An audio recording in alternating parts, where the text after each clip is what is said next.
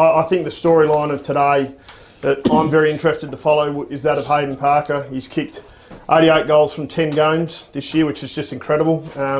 And here's a chance to kick 100 in regular season to 11 games. I believe he's missed one. It's an incredible achievement. So I'm hoping he gets there, but it'll be interesting to see. Yeah, not the greatest day for a full forward today, but yeah, he'll get a bit of supply, mate, I would have thought.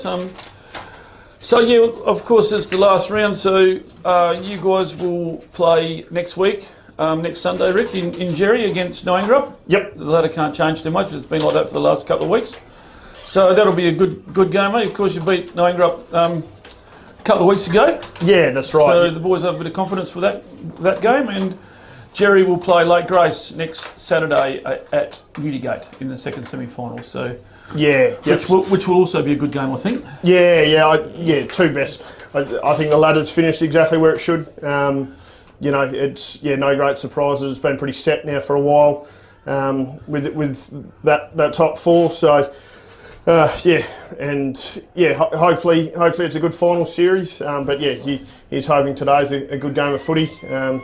I see Jerry's got Flynn Spark back on the list. I'm not sure. I saw him earlier in the year. He was pretty impressive. So I believe he broke his leg. He fractured his leg. First game back today. I think Coach Hawkins was a bit like now or never for him. So yep. I don't think he'll play a lot of match time. He'll be on and off the bench a bit, I'd say, but I think he just wanted to try him and make sure that everything was how it's going to go. Yep. So I'd say the Jerramungup team's pretty well set, I would have thought, barring any injuries, for the next couple of games, I'd say. So the boys have had a good year. Yeah, I know they've been ultra impressive. Just every line. We were only talking about it the other day that the Jerry, in every single line, they've got at least one good player. Most lines have got two or three. And obviously the dominant force of Hayden Parker down forward, but the middle supply from him. So your boy Tate's back. I believe he played last week and straight back into it, best on ground. So Tate, he's probably my favourite footy player in the comp, actually. I just love the way he goes about it. He's a bull. He goes flat out at it. So. And coming down here, there's always been the rivalry between Jerry and Boxwood, so I'm sure... it's the age-old derby. That's not going to change as time goes on. So, no. Now, while we're just waiting for the game to start, Rick, of course, the OFA vote count tomorrow for 2026. Who's your tip for the Ganser medal for 2026? I think Justin Joyce would be mine from Lake Grace. I probably haven't seen I haven't seen a huge amount of footy this year, Baz, but the games I've seen, he's been a clear standout best on ground. I don't know if there's too many that'll steal votes from him. I think there's a lot of guys from Jerry that are going to poll well, but I think they might steal votes off one another. But yeah, what about yourself? I'm a bit like you. I think Justin Joyce will poll very well, and I reckon Harry Brown from Jerry. Yep. Will be right up there with Ben Hislop from Jerry. I know that they'll probably steal a few votes off each other, but I'm quietly confident of those two from Jerry. But yeah, Justin Joyce, Tim House will get a few. Hayden had a bit of a quieter year, hasn't he, Richter? Yeah, he's had the 4 wins. I would have said he's been best on ground in those 4. So you get four best on grounds there, and then if he's picked up a few elsewhere along the way, I'm not sure it'll be a big number vote count, but yeah. I think it'll probably come down to today's game. Of course, Ongerup play Lake Grace today, so with Newdigate finishing. So I reckon it'll probably come down to today's game. Yeah, I'd be tipping a real close count tomorrow. So should be a good day in Borden, and of course the netball and hockey will be decided tomorrow as well. I'm assuming there's a few life members that get presented tomorrow, and it's normally a good day in Borden. Well run. It is, yeah. Borden do it very well, and how it's all combined. That's the great strength of this association. That it is not just a football association. It's a full winter sports association. So that we have that all our kids can be playing. Like in my case, I can watch my kids come and play juniors and watch the footy and the hockey and the netball all on the same day. We're very lucky to have a comp like we do, and I think it's an envy of the state, really, of what we've got. Yeah, and it's winding up quite quickly. So we're about to start here. The rain's held off for a little while. The showers will be coming through. It's coming sort of straight over the back of us here, so it's probably favouring. Would it be favouring the left of the screen, Rick? Would you say? Definitely. I'd say it's going that way, based by the trees over there. We've got the flags down, so we can actually watch the game. It's you will be happy to know for the grand final, all those poles are going to be on the other side of the oval, which is because it's very annoying. But so I'd say Jerramungup are going to be kicking with the slight breeze. Hopefully the day gets a little bit nicer, but similarly I hope it rains too, especially up at Ongerup. We're all wishing for a bit of rain. So coming to the bench, who have we got here? We've got Dean Hislop, Thomas Smith, Darcy Barrett and Joe Alvin start on the bench for Jerry. I didn't see Boxwood's boys walk past. I think there's four B graders, so I'd reckon. I did see one of them was Nick Lambert, I think. Yeah, Nick Lambert, Shane Davey, I'd reckon he'll be on the bench as well, and a couple others. So here we're about to start the last round of the 2026 AFGRI OFA. Thanks to AFGRI for great sponsorship down through time and for 2026. As umpire John Muir holds the ball up, we're about to start. Jaden Brooks in the ruck. Competing Will Jones. Will Jones, he's had a pretty good season too. Yeah, and Connor Hawkins tackled there by Harry McLeod. Those two have been very impressive younger guys and have been very good all year. Yeah, so Jaden Brooks gets a free kick for being held there. Put it deep into the forward line up there. Look at the Jed Sivia. Good contest. Jed pretty nearly had that. Good tackle there from Brett Hooper. He had a pretty good, successful country week, I thought, Brett Hooper. I was very impressed with him in Perth at the Nutrient Carnival. Thought he had a good carnival. He's quite a skillful player, Brett Hooper. So it's thrown up there by Big Earl, competed by Jones, and I think that was Sivia. Connor Hawkins grabs, gets a handball out towards Heath Spinks. Cut off by Brett Hooper, and the ball goes out there near the half-forward line, and to be thrown. Because it was a kick, so that had to be kicked in by that Heath Spinks. Past the 50-metre line, Heath Spinks drills in the middle looking for Parker's. Got a couple to beat. Pretty quick on the first 3 or 4 steps. He's got a pretty tough opponent in Sam Batola. He's probably pulled him down after got rid of the ball when umpire Earls agrees with me. So Parker will line up for his first shot at goal within the first minute and 10 seconds, Rick. So do you want to keep tally today? Yeah, I will. Of both goals and behinds. I'm not putting the commentators mocker on him, Bill and Jay, but he got a few last week. So here he comes. He's probably got a kick from 40 metres out. He's not quite directly in front. Not too bad off the boot. It's just going to be pushed across. Umpire Shelton signalled a minor score. It was the way that he kicked that. He's obviously aware of the wind. It's very blustery. He kicked that quite low and hard, so it's the right option, I think. So to be kicked out now from fullback by Matt Bowen, comes out of the goal square, kick out towards 50. Over that dead side, the commentator's cursed side. Yep, absolutely. Harry McLeod picked up and tackled by Connor Hawkins, and he held him a little bit too long. Yeah, he got rid of the ball, so Harry McLeod will have the free kick. Got the nice yellow boots on today, McLeod.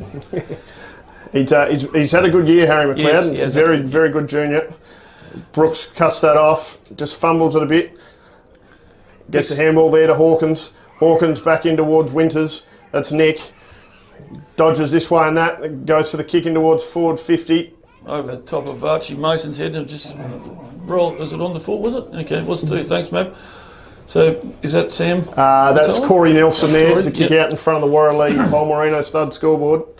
And then who kicks it out on the full. Did it even go in? I don't think so. Never made it in. So they're questioning. I think there's going to be no. Yeah. I think right decision made there. Hawkins drills it into the middle looking for Flynn Spark. His first game back, as we said prior to the game, for a fractured leg. I think Coach Hawkins wanted to just give him a bit of a run to see how he's going to fare before the final start, but he's one of Jerry's prime movers, and he'll have a deliberate shot at goal here, similar distance from Parker's ex-kick. It's a beautiful kick off the left foot from Flynn Spark, and that's Jerry's first goal, kicking towards that northern end, Rick. So absolutely, and it's good to see all the Jerry lads get around Spark there. They're obviously pretty excited to have him back, and the first game that he played here this year, he was my best on ground that day. I thought he was terrific. He'll bowl well tomorrow, I reckon, too, as we spoke about the Ganser middle. He'll bowl well tomorrow early, until he got injured, I reckon. Yeah, yep. So he's a bit of a vote catcher. Just on this wing here, right in front of us, Riley Holden for Jerry. When he has his 10 or 15 minute spells that are just electric, God, he's good to watch. He can light it up. So up they go again. Brooks wins it down to Hawkins. Close attention from McLeod. Down to Riley Holden, man we spoke about. Close attention from Luke Treby. Down to Richter. Oh, he's been tackled. He's just about... Earl put his whistle to the mouth. Matt Campbell knocks over Archie Mason, whacks it on the boot. No one in particular. Alex Baum's playing on no one. I think there's a spare man in defence from Boxwood, I see. So it's going to roll out of bounds and Baum will take the free kick just on the 50-metre line down Boxwood's edge this side to switch it across. Dangerous play. Sean Wisewood got 2 to beat now. Been bottled up. Boxwood putting a bit of pressure on here, trying to... Well, there's been a whistle on play. I didn't see that. Called that holding the ball or dropping. That seemed pretty quick on the whistle for me. Yeah, it's Brad Joyce there. He's got Shawnee Wisewood. Who's taken a short little kick in towards George Bungie. He looks to play on. Handballs to Harry McLeod. Slips out of his hand. Goes to kick one around the corner. Come out and met Jacob Jones, who's well tackled there. By Shawnee Wisewood. Yeah, and it's be a ball up 20 metres out, directly in front of Boxwood's goal up the southern end. Hard work to get it up there. Harry McLeod burst through. Good play from McLeod. Very good goal there, Rick. Well roved, like you said, met the ball at full pace. And good tap work there. I think that was Joyce that tapped that down. Yeah, straight down his throat. Yeah, and that's the key. Anyone that plays in the middle and plays good footy, they have to hit the ball at pace. So that was very well done there.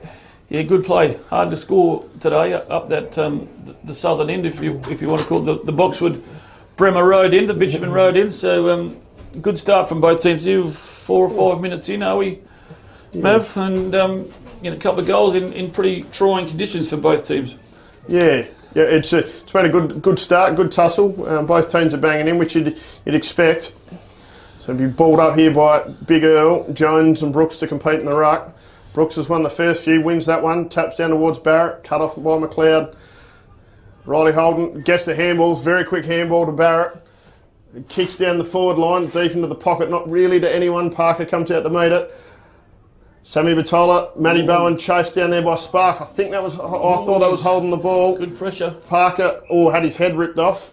Yeah, umpire Earl spotted it too. Good call. And he's...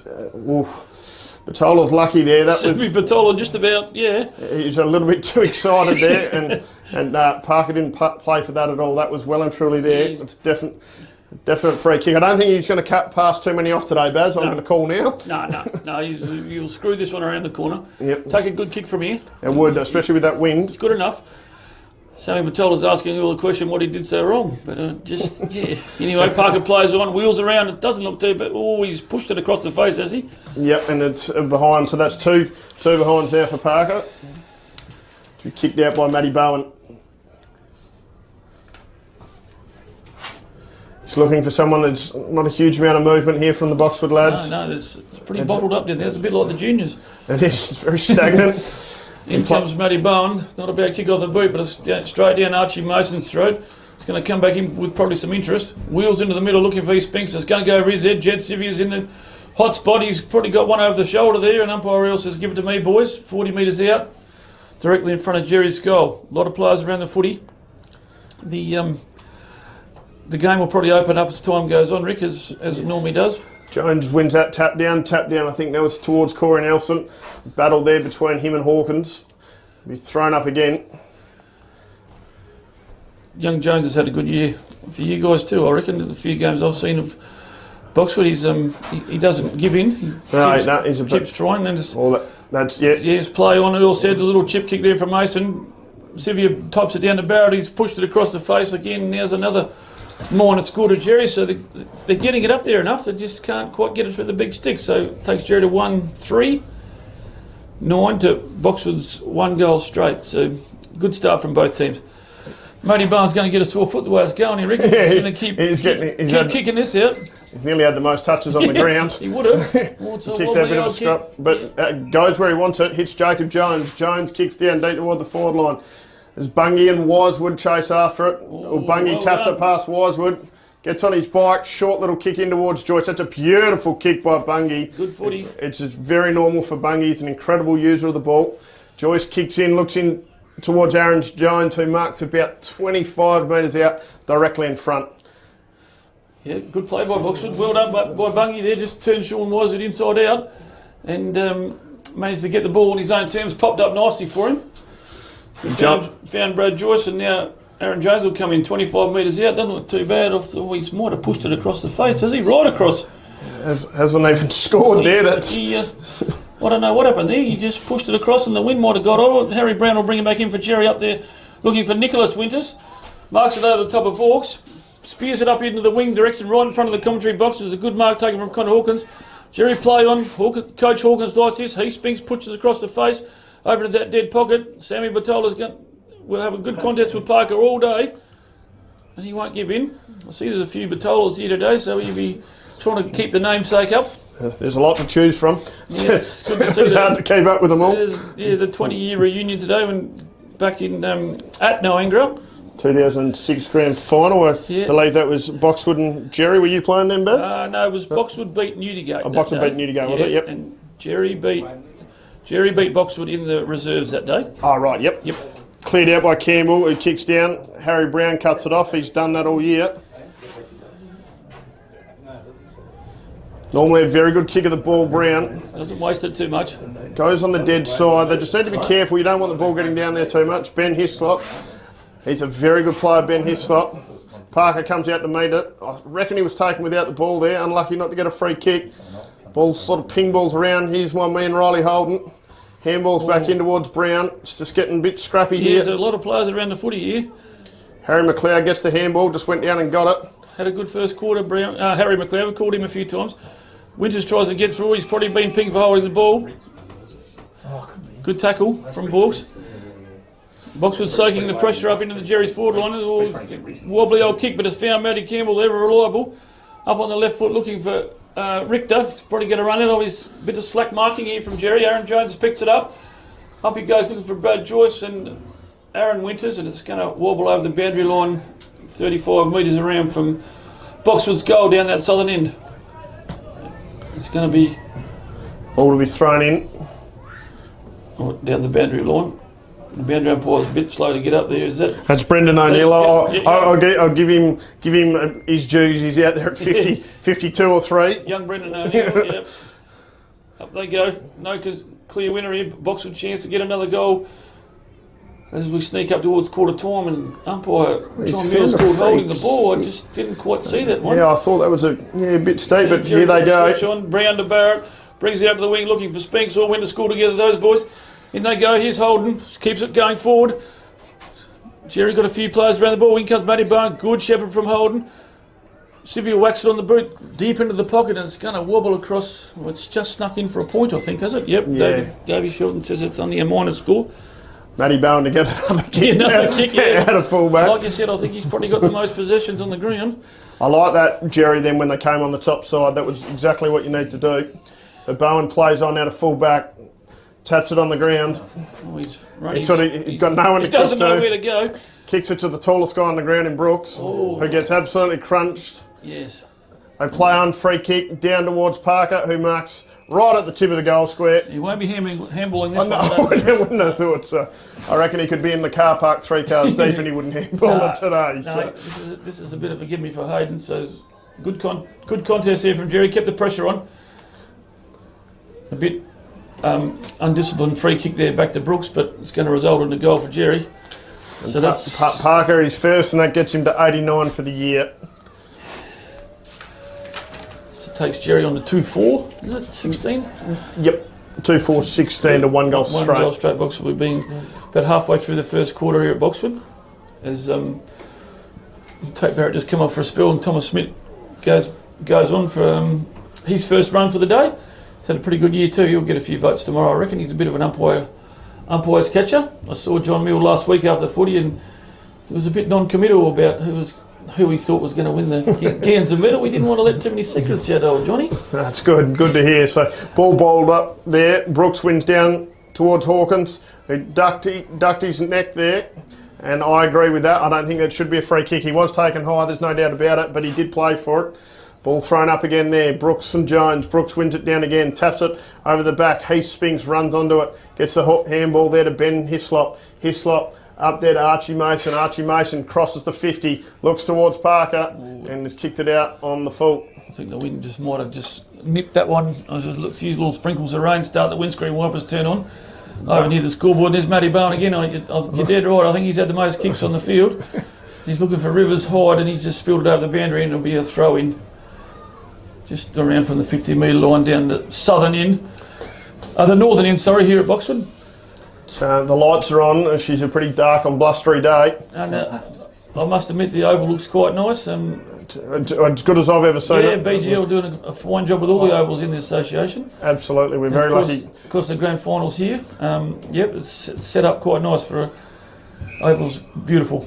Absolutely, it's very lucky to get them on board and do what they've done. It's all the ovals in all the comp now, Baz, especially from what it used to be. It's taking a lot of pressure off the volunteers, hasn't it? It's worked out well. McLeod gets the handball out towards Campbell. Campbell turned that straight over back to Hawkins. Hawkins to Mason. There's the Heaslip, first time we've called Heaslip, and he's got a free kick, I think. Yeah. Hey, the last game where these two played, you went there, Baz, up at Jerry. Heaslip was amazing that day. Oh, here's Riley Holden gone for a big fly.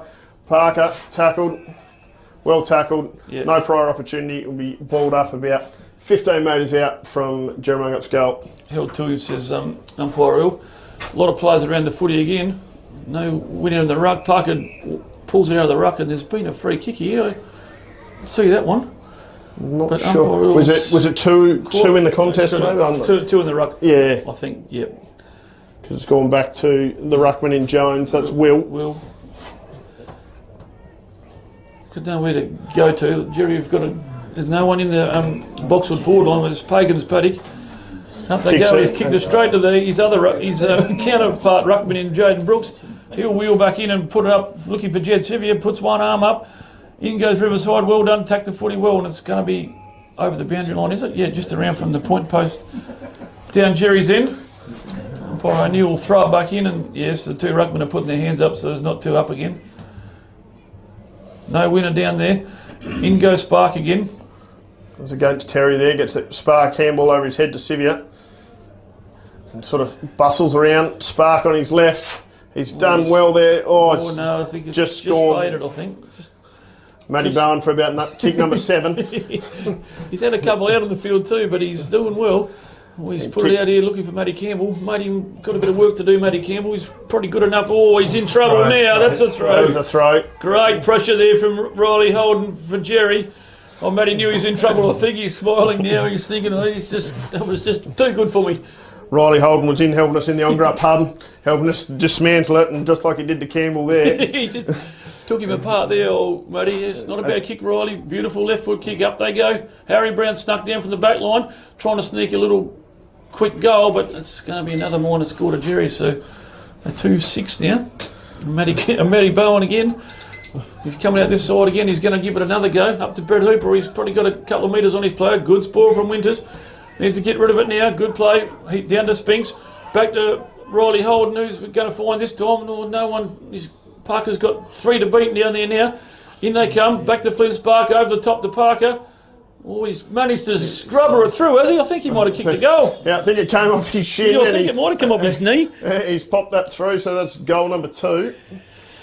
Yeah, and well worked out in the end there from the Jerry boys. Riley Holden comes off. He's hurt his ankle last week. Not too bad, but he's good enough to take the field today. There's a few sore boys around, I'd reckon, and especially after the Ongerup Lake Grace game today. If anyone's listening, a bit of a score update would be nice if we can get an update from those boys. I think it's at Ongerup today. Yeah, and especially from the Reggies there, because out there was for who made finals out of those two. So if anyone's there, Jono, if you're listening, send it through. Yep, send us a text. So Baum in the ruck now. Baum wins it down out towards Barrett, who's came off the bench and onto the wing. Bustles his way through, kicks out to Archie Mason. I don't think Archie Mason's got anyone near him. No. He's had a fair bit of it today. He keeps his position on the wing. He does. He doesn't get sucked into the play, and he gets a lot of the footy out on that outer wing. He's a very, very good wingman. He's just sensible footballer. The score reads 3 goals 6 for Jerramungup, 24 to 1 goal straight 6. So ball, bit of a scrub. Hayden Richter tries to burst his way through, can't quite. Corey Nelson tackles Mason, will be balled up. Yeah, good decision. Just outside Jerramungup's forward 50 on the dead side of the ground. I think we could call it that today, Baz. Yeah, I think you're dead right. The dead pocket. Yep. Baum's taken the ruck. Down. Yep. Connor Hawkins tries to make it rain again.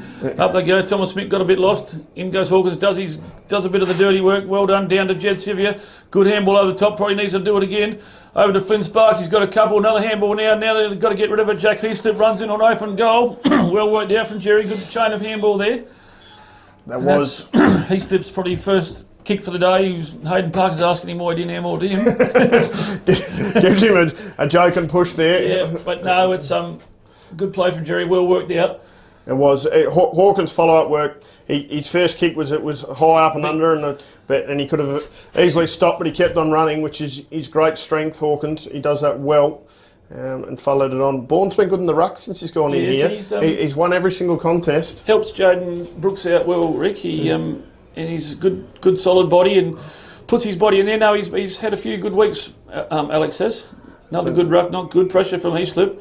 Ooh, I think he called it a bit high, did he? Is that what it was? I'm not sure. I'm not sure it was there. So Richter gets the ball, kicks out now in front of George Bungie. He's pursued by Wisewood. Good spoil. Barrett gathers. Handball to Heath Spinks. One of the better users in this team. Jack Heaslip gathers again. It kicks out there in front of Sivia, who takes a nice mark. We'll look for Parker. Goes over his head. And what's he done? I think he might have kicked it. He's popped it through for a goal. Yeah, good play from Jerry. Started down here from Sean Wisewood, good little fist in there on Bungie and mopped up from Barrett and over the top to some of the good ball users within the Jerry boys, and that's the result. Absolutely. Heath Spinks, the way he uses the footy, you've obviously watched near enough all their games this year, but to me, when he gets the ball, he's such a good user of it. Yes. No, very good user. A bit like his dad, very good user of the footy, and Jack Heaslip is the same. Gets over the ground well and a good user. Balled up again there, Jones and Baum down to Heaslip. Handballs to Baum. Baum kicked out. Beautiful kick by Baum. Here it is, that man. He swings again. Back to Flynn Spark. A little bit scrubby there. Trying to be a bit cute for the conditions. Well, Flynn Spark overruns it, gets pushed to the back. I think Matty Bowen's hurt himself. Sivia plays on, kicks towards Parker. Oh, good kick. Yeah. Good footy. Matty Barnes looking a bit ginger there, Rick. You probably can't see him. I can see him through the side window. Well, Parker's decided to play on, and umpire Earl says, no, you can't be doing that. That's it, I think so. And the ball's gone on the other side of the fence, so we're going to have a break in play here. As Flynn Spark comes off, he's probably done his 10 or 15 minutes a quarter, and quite impressive. He has been. He's clearly a very good footy player. And for that 10 or 15 minutes, I think he's more than shored up his spot for the finals, being able to play. So Parker's going to have a kick here, deliberate shot. He's not very far out, but on a 45-degree angle here, Rick. He probably should kick this one, all right, I would have thought. Yep. He's so this is for number 91. As Bowen comes off in front of us, who's been very good for Boxwood for quite a few years, and he looks sore. He's had 10 kicks today already. Yeah. As Parker comes in, we're right behind this one, Mav. Doesn't make no mistake. And pops it through. So that's 91. It's his third one for the day. We're just about sneaking up on quarter time, so Jerry sneak along to, is that 6-6, is it? I think 6-6-42 to one straight 6. So I think the win's probably worth a few goals, Rick. I don't know. What are your thoughts? Yeah, I think it'd definitely be worth 2, but you can just see the class of Jerry's just starting to shine out here. They've just got good ball users, as we said before, good ball users all over the ground. And yeah, Boxwood, I think they've got 4 Resis guys playing this week, which will do. They'll try their best, but at the end of the day, when you're playing against a side like Jerry, haven't lost a game all year. So Baum taps it down, cut off there by Richter, pursued by Heaslip. Richter gets the handball out to Will Jones. Aaron Jones pursues it, doesn't pick it up. So Paul scrambles on the ground. He could nearly be done holding the ball. Umpire John Mills says, I'll ball it up, boys. And another ball up just the other side of the centre. We sneak up on quarter time. Good punch down from Baum out there to Archie Mason. Like we said, keeps his wing. Keeps his spot on the wing there. Harry Brown picks it up. One of the prime moves of Jerry. Beautiful long kick in there. Looking for Parker. It's going to go over the head. And it's just about going to rub through for a goal, is it? Did anyone touch that, I wonder? I don't think they did. That's a contender for goal of the day. He was 55 metres out there when he kicked that ball and it scrubbed through. Something I did notice then, Baz, just when he kicked that and Hayden Parker turned around to chase that, he definitely got on his bike to try and get that little soccer through. His first 3 or 4 steps are He's very, quick, very isn't quick. he? Yep. He's quick, yeah. Yep. So, balled up again. That was very good ruck work on that wing there. That all started from Bourne. And Archie Mason, like we said, keeps his position over there and manages to get another touch over there. So, up they go again. Bourne taps it down to his slot there. He slip gathers. Oh, Bourne's followed up again. Gets around one, ball smothered. Barrett pursues it. Crosses just over centre forward. Handball to Hislop. Handball to Spinks. Spinks wheels around. He won't miss. And pops it through. Yeah, nice kick from Spinks. Well worked out from the Jerry boys again out of the middle. So that's 8-6-54 to 1 goal, straight 6. This is turning into a... Yeah, danger signs, which was to be expected today. But, yeah, given the conditions, that's pretty impressive. Some key ball users there had the ball. But we could say that, and that's fair enough, everyone on the Jerry side. Even Nick Winters is at centre-half back. He's been very impressive throughout the year and hasn't had to do much today. So Baum taps it down forward to Hislop again. It's Ben, kicks it out in front of Riley Holden. Good pick up. Handball to Spinks just behind him. Matt Terry chases after it with Nick Lambert as well. They'll be balled up just inside Jerry's forward 50 on the top side. Umpire waiting for the ruckman. A lot of players around the footy again here. Just inside the 50 metres of Jerry's, we sneak it down to 3 minutes 50 to go in the first quarter. Hislop whacks on the left foot up there. Looking for no one in the veil. In comes the hot man, Parker. Good tackle from Sevier. Hooper right under the pump. Parker tries to put his... when it's shuffled over the line there by Corey Nelson. Another minor score for Jerry. Takes him to 8-7. Corey Nelson on kick out. Wobbly old kick, Rick, there. And that's horrible. That's not what Boxwood really need down that end. No. So that Riley Holden will get the free kick. It'll have to be a free kick, won't it? Yeah, it's a free kick, yeah. Holden will take the kick. He'll probably have a shot from there. Yeah, well, he's definitely got the range. It's just whether they look for Parker. Parker's pointing, goes on the short little lead. He's decided to square it up, looking for Harry Brown. One more not. Good spoil by McLeod. Yeah, very good. He slipped handballs to Hawkins. Hawkins looks in towards the goal square and cut off by Corey Nelson. He'll handball this time, he won't kick it. Over to Hooper has had a pretty good quarter. Bounces it, not the greatest day for bouncing. In it comes, it's been cut off. But Jerry Nart's getting a bit slippery. That ball is hitting the ground, isn't it? Everyone's slipping around a bit. In it comes, Corey Nelson trying to do his ball. Good tackle. That's holding the ball well. Yeah, that's very good tackle there. Chased down by Tate Barrett. Looks in deep. Looks for Parker. Oh, it's going to go over Hooper's head. Just in there, in comes Sivia to help Parker out. Comes out in the tackle. There's a whistle on play. Oh, he's called. Oh, umpire John Mill was 45 metres away and he's pinged him. So Will Jones now has got it in the back pocket, not renowned for kicking. He's a ruckman. Little kick to Terry. Terry drops a chest mark. Been hatched there or down to Hislop. He slipped. Sorry, you don't give it to him because he will not miss, Jack. That's very, very good. That's 9-7, 61 to 1 straight 6. Jack's second goal for the first quarter. I've got him for 2. Yep. He's been good. He's a very, very good mover when he gets the footy, and he just gets across the ground so well. I saw him at training on Thursday night. I thought, you don't see many people like him get across the ground like he does. He's very unassuming. But every time, as I said, that last game where these two teams met, he was amazing. He was incredible. He'll poll a few votes tomorrow too, I reckon. Young Jackie boy. Umpire Mule bounce it up again as we sneak down on quarter time. Be a long quarter. Few goals kicked here from Jerry. Down it comes to Nicholas Winters. Dodges, weaves around Vaux. Puts it up there in the hot spot looking for Riley Holden. Over his head. Pushed under the ball a bit. Down it goes. We'll get a handle on it there through... That's Nick Lambert out there. Nicholas Lambert, yep. The ball will be thrown in right in front of the Canoomble Angus stud sign. Good throw in there. Up they go. Sivia taps it down to Mason. Called his name a bit today. Riley Holden whacks it on the boot. Up it goes. No one wants to mark that one. In comes Matty Campbell. Oh, good cut off there. Here comes Richter. Here's Boxwood's chance to score another goal before quarter time. He's got to get rid of it now and run his fair distance. Over to Vaux. Good play from Boxwood. Got a bit of a run on here. Up they go. Next kick's important.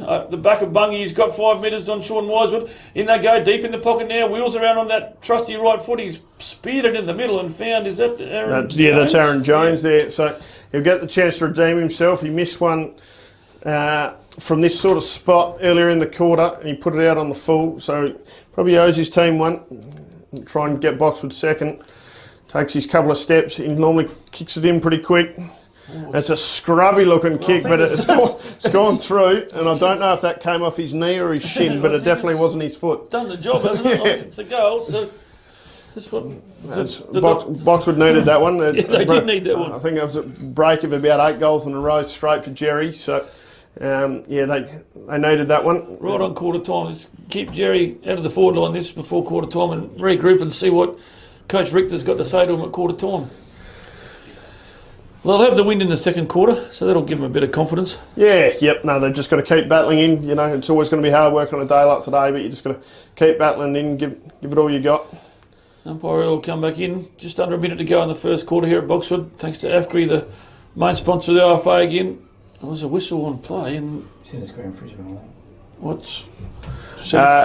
McLeod came in too quick, so Brooks will get to kick this. Well picked, Mav. Didn't see that one. Brooks will put it deep into the forward line here. It's a good kick. Good spoil from Hooper there on Sevier. Oh, well done from Sevier. Good backing up. In it comes down to Barrett. Wheels around. Always wobbly old handball there to put Heaslip under the pump. He gets rid of it over to Archie Mason, who's kept his wing spot. Got 3 to beat now. Dives in on it again. Well done. Bottles it up there to true centre forward position. Spills out the front to Heaslip. He's got Rick for good tackle from Vaux. Probably nearly through it. In it goes again. The clock's ticking away. Back to Richter. It'll take a bit of pressure off Boxwood. The siren will go. Up they go. Good contest there from Jones. Down to Mason again. He's probably nearly Jerry's best player for the first quarter, Rick. Yeah, no, he's been terrific out there on the wing. He, as you said, he's held his spot. And that's the siren for quarter time. Over there on the Warraleigh Palmerina stud scoreboard. Reds Boxwood Hills 2 goals straight, 12 to Jerramungup 9-7-61, which is a pretty fair indication of how the quarter went. Jerry's ball use was very good. They did have the slight breeze advantage, but they took advantage of it. They just used the ball well going forward.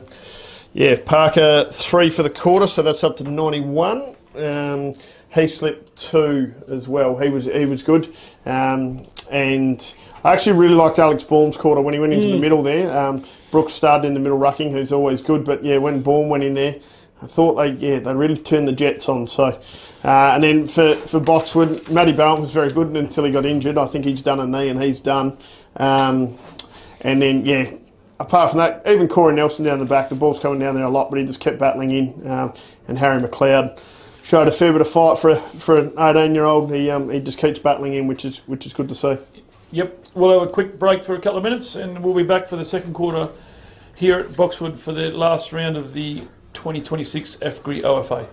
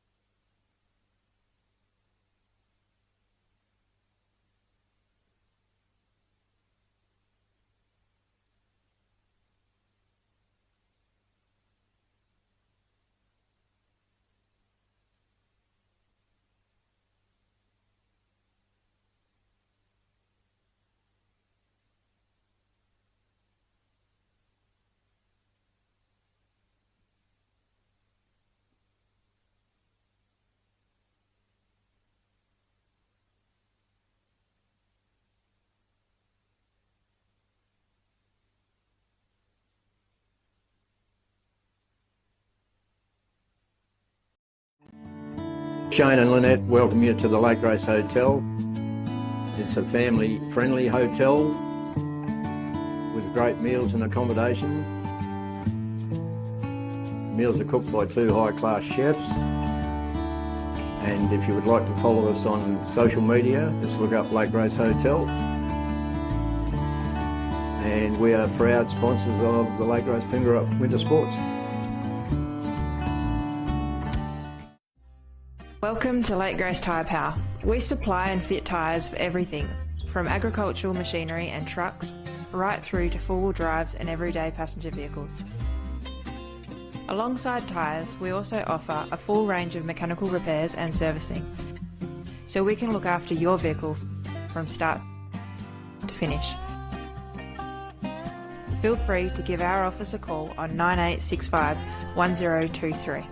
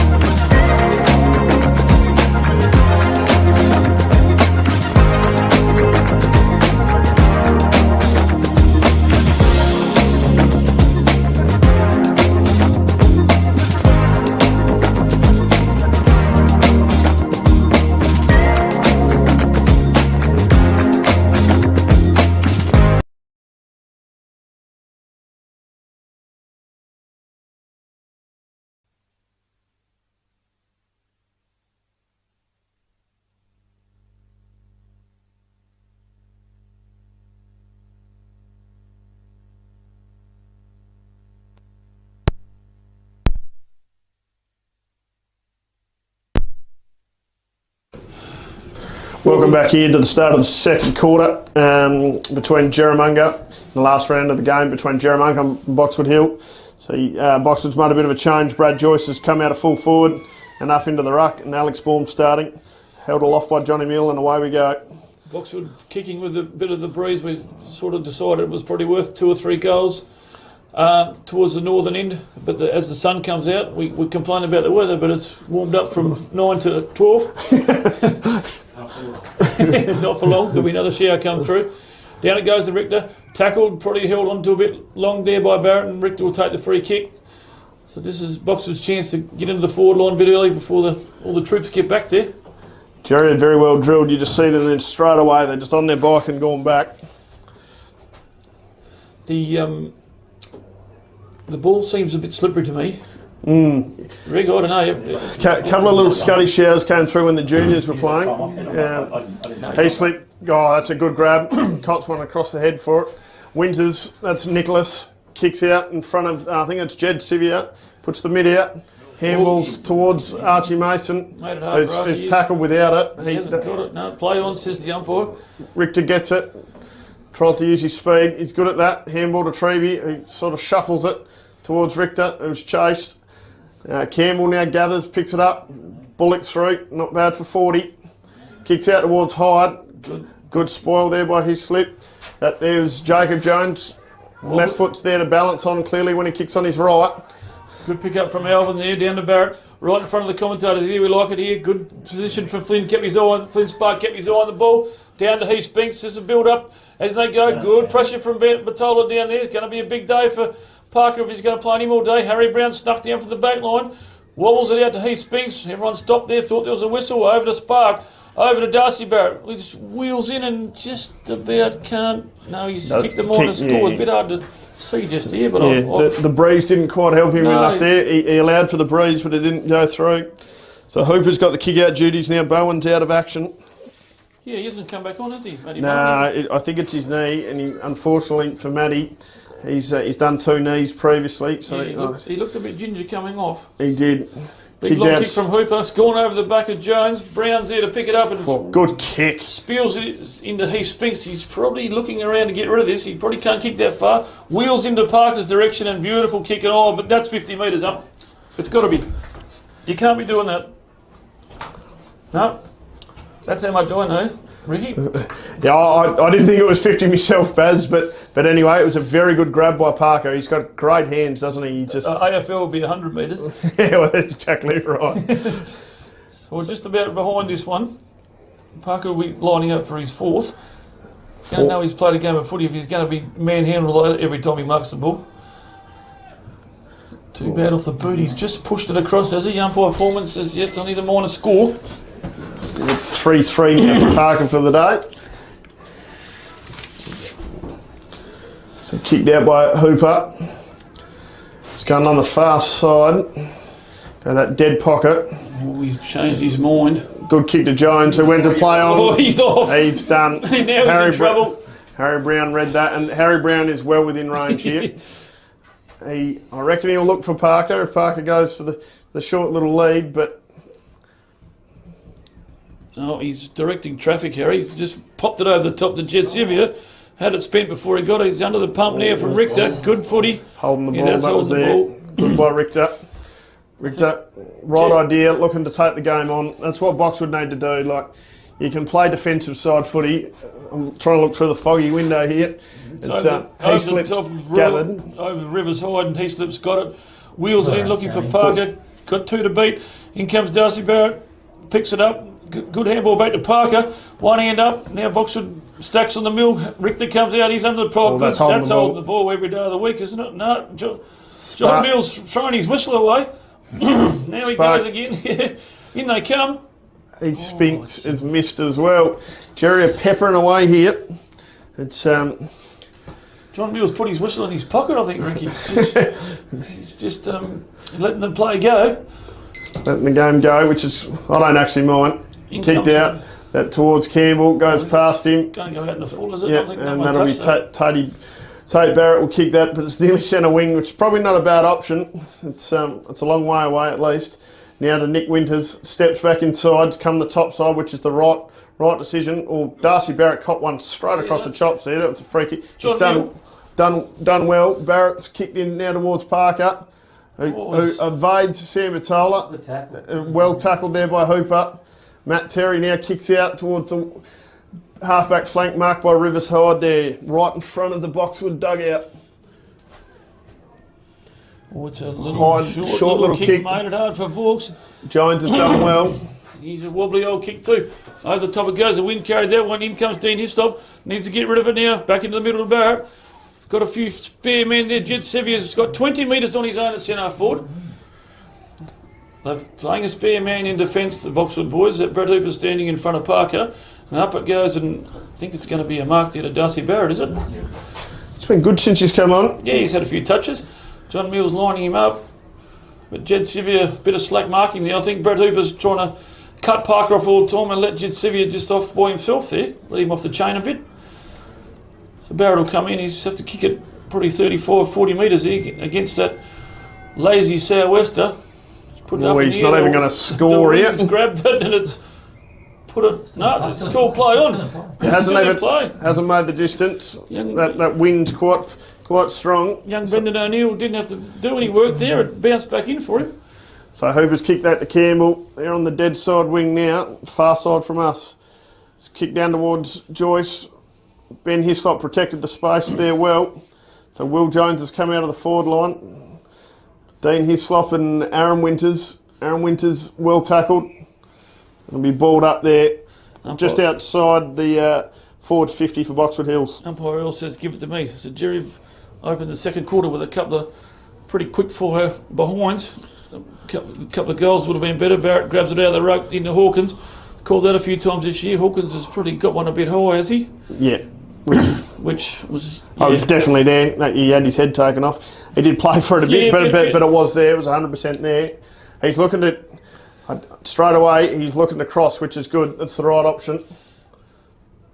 He goes down the line, he's sent that to the moon. Yeah, he's pretty higher than the fuel price. Here comes Brett Hooper, down to Joyce, wobbly old kick back, it's going to be cut off again over the top of Alvin's head. I think that wind's a bit stronger than what we think out there. Well mopped up from Hawkins, down to Hislop. Well, his brother spilt the ball. Hawkins managed to keep it in front of him. Good play from Jones there. He's stacks on the mill now, and umpire Reel says, I'll have it, boys. 51 metres out from the Boxwood goal. Rick's probably their chance to score here. Yeah, make a bit of a dent in the scoreboard. Like, try and get one. Ball tapped down, cut off by Vaux. Is that Alvin there? He's dropped back in the hole. He's going well tackled though. He got one high, I think, early. Yeah. Been in Canada for a couple of weeks, Joe, so his first game back he'll be puffing a bit and wants to bring it across this. There's a Canadian kick for you. Down to Jones. And he's wheeled in and spotted George Bungie, who's been quite lively down there today. George has played a fair bit of the year at half-back. And I think towards the end of the year, I think he's had enough and he's happy just to sit up in the forward line. No, he's a very, very good footy player. He'll shouldn't have too much trouble here. No, normally a good user. Was a forward and midfielder in his younger days, and then it's in these last couple of years he's sort of moved to the half-back line.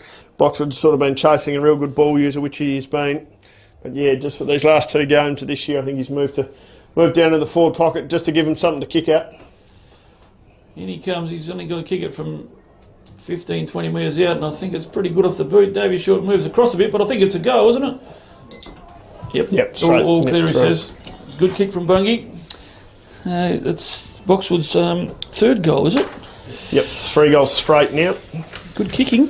To 9-10, 64 from Jerry. So Jerry, I don't think, have they kicked one this quarter? No. Yeah, they've kicked a couple of points, haven't they? Yeah. So Coach Hawkins will want to get him firing. Kane Walker coming onto the ground. I think he's only played, this will be his second game of league footy, which is good. Slip down into the half-forward line. So be balled up in the middle by Johnny Meal. Brooks is back in there now. Same with Joyce. Combined age of 80 between the two of them. Yeah. They've been around a while. Down comes to Joyce, bottles it out. Jacob Jones comes out and meets it, gets on his bike. His left foot is solely the balance on when he kicks on his right. Yeah, good play there from Hislop. Good handball to Sean Wisey. The wind holds that one up, but it's good kick. Yeah, well met from Brooks. Wheels back in the middle. Always wobbly old kick, made it up for Barrett. John Meal. He put it away and he's pulled it back out in a hurry. I'm not sure that was there. It was. No, let's let that one slip. Short kick from Barrett into Hawkins. Jerry build up here. Haven't kicked a goal this quarter, like we said. We've been going probably 10 minutes. Big high kick up there. Sylvia goes over the back. Down it comes to Hooper. He's under the pump down there since. He's made it hard for the Boxwood boys to take a deep breath there, but I think Treby's managed to save the day, hasn't he? Yeah, everyone's about 25 metres too far away from Luke to kick that far. He's not known to a big kick of the ball. Matty Terry gets it. Short little kick out to Nelson. It's good to come on the top side. That's what they've got to do. They've got to take the game on. He stepped around Riley Holden well there, Nelson. Taking his second bounce. He spilled it. He was tackled without that there as well. Johnny Mills put the whistle in his pocket today. I'm sure he has. Tate Barrett looks. Short little kick over the top to Baum. Well spoiled by Terry. Nick Lambert runs past it. Vaux scrubs that kick to Nelson. He can have another bounce. He doesn't feel brave enough to do it. He's kicked it out in front of Harry McLeod there. Harry McLeod's got a bit of pace on here. He does. Good footy. Got a bit of pace and a bit of zip. Harry McLeod. Down it comes Hayden Richter. He's got a right foot. He pops it up to George Bungie, the lively little forward. He's going to take a good kick from there too. He kick it from 40. George struggles to kick over a Coke can, so he's out of his range here. So you'd be looking for the front and centre where Benny Hislop is there. He'll turn around and he'll be able to get straight front and centre, I'd suggest. You've put the cursor on here. You put it through at goal height now. And he comes. Good contact. Not a bad kick, but no, the wind's just got all that one too. I think pushed it across the face. So Boxwood's first behind of the day. Yeah. And I think that breeze is a bit stronger than what we think. Boxwood seemed to have a bit of the contest this quarter. I haven't seen. Sorry about a bit of that back noise. That was just Mav checking the horse races for the day, seeing if he's got another win on the board. Rhino's horse. Still coming, Mav. Kicked out there by Benny Hislop. He's put a good grab by Heaslip. Yeah, and he just stays on his feet. All the good footy players do that. They keep their feet. Had 3 to beat too, didn't he? Yeah, well, good mark by Brooks, and then he's played on, handballed it, and it'll now be a kick from Nick Lambert. His first one of the day. Wants to move it on. Plays on. That's a scrubby kick in Campbell. Takes an uncontested mark. It looks deep, sort of gets underneath it. Wobbly old kick down the Riley Holden will cut off. It's going to come back with interest here. Harry Brown put him under the pump. Now he needs to get rid of it. Good enough to beat 3. Riley Holden, a little short kick, probably not 15 up to Winters. Finds Brooks where it first started. In comes Spinks. Over to Harry Brown. Good passage of play from Jerry. Nice kick from Harry Brown up to no one. Where's Parker? No one standing in front of him this time. Sam Batola's right on his hammer. He probably didn't have it either. Play on, says John Mule. He's put his in the pocket like we said. Mason tackled without it. Smith manages to jump onto the ball, and I think he might have kicked the goal here. That is a very good kick. On his wrong side and managed to screw it around the corner a bit. It's a very good kick by Schmidt. He hasn't had much of the ball yet today, I wouldn't have said. No, he's it's sort of, he likes the fine weather, Thomas. So no, he's a very good user of the ball in the end. Yeah, no, that was good.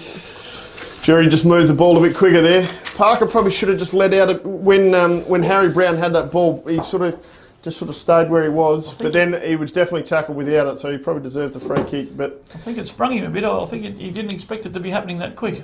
So balled up back in the middle. There's Brooks and Jones now back in it. Brooks wins it down. Cut to Harry McLeod cuts it off. Sort of ball scrubs around on the ground. Hayden Richter looks to pick it up. He's well tackled there by Winters, and it'll be balled up again. No Pryor.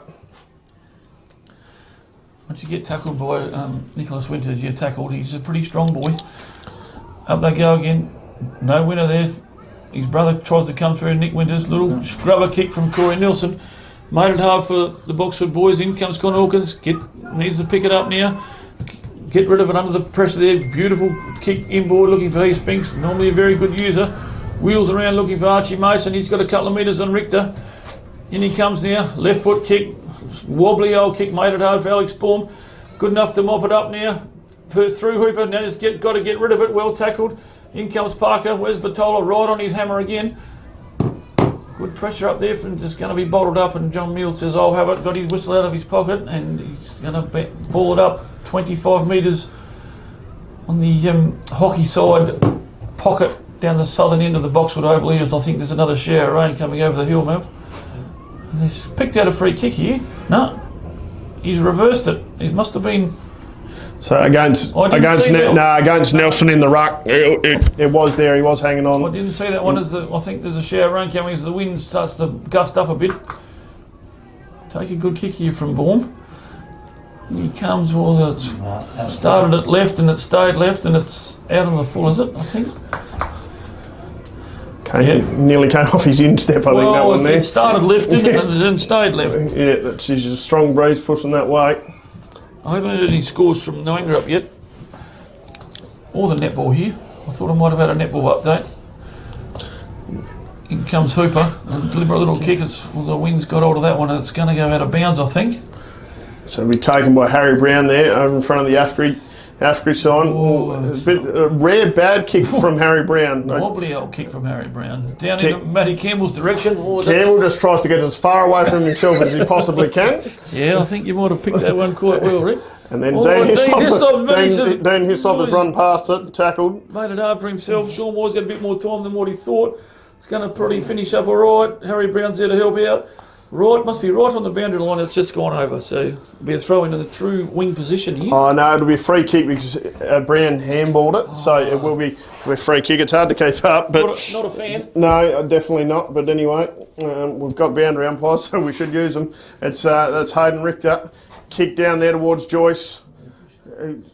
Little push in the back, but not much in it. Hawkins kicks down towards Winters. He's got Wimbledon Riverside. Good contest there. Yep. Two very strong-minded individuals chasing that one. Umpire Earl will bounce it just in front of the commentary position here. The weather's building up down to Smith. Manages to get it back to Spinks. He pops it over the top there looking for no one. No one wants to take possession here. Harry Brown will say, well, I'll have it, boys. Probably got tackled without it. Matty Campbell ends up with it. Pops it up, looking for George Bungie. He's got a couple of good spoil from Boxwood. Now he needs to get out there with Harry McLeod and have 2 to beat. Always a good contest there from Wisewood. Did well and he's been rewarded. Good pressure from Sean Wisewood's had a very good year for Jerry down in the back line there. Well, it's a wobbly old kick, made it hard. And it's going to go out of bounds. I think. Why don't they throw that one in? Yeah, it's crazy. I think, Baz, it's a rule I don't agree with at all. We've got boundary umpires, you know, like it's silly. It's hard. It is. Harry McLeod's got it. He'll put it into the forward line for Boxwood. It's over the back. Vaux has spilt it. Winters is there. Vaux jumps on his back. And umpire Earl says, "Oh, have it." Did he? I think. 20 metres out. Nearly directly in front for Boxwood. Here's a chance for their 4th goal. As we're sneaking up on half time here. Not a lot of scoring this quarter. It won't be a long quarter. In comes Hawkins. Had a pretty fair game too. Over the top looking for Darcy Barrett. Wheels back in the middle. Good back up from Hawkins. Over the top of Sparks' head. You'd think that would hold up in the wind, but it didn't. Yeah, it's getting dark. I think it's going to rain again. We need to turn the lights are on. So going to go, well, it's not going to go out of bounds. We'll see what happens here. Be a throw-in or a boundary. Well done from Darcy Barrett. Picks it up. Oh, it's hard to judge that ball, isn't it? Everyone's running underneath it or too far or too high.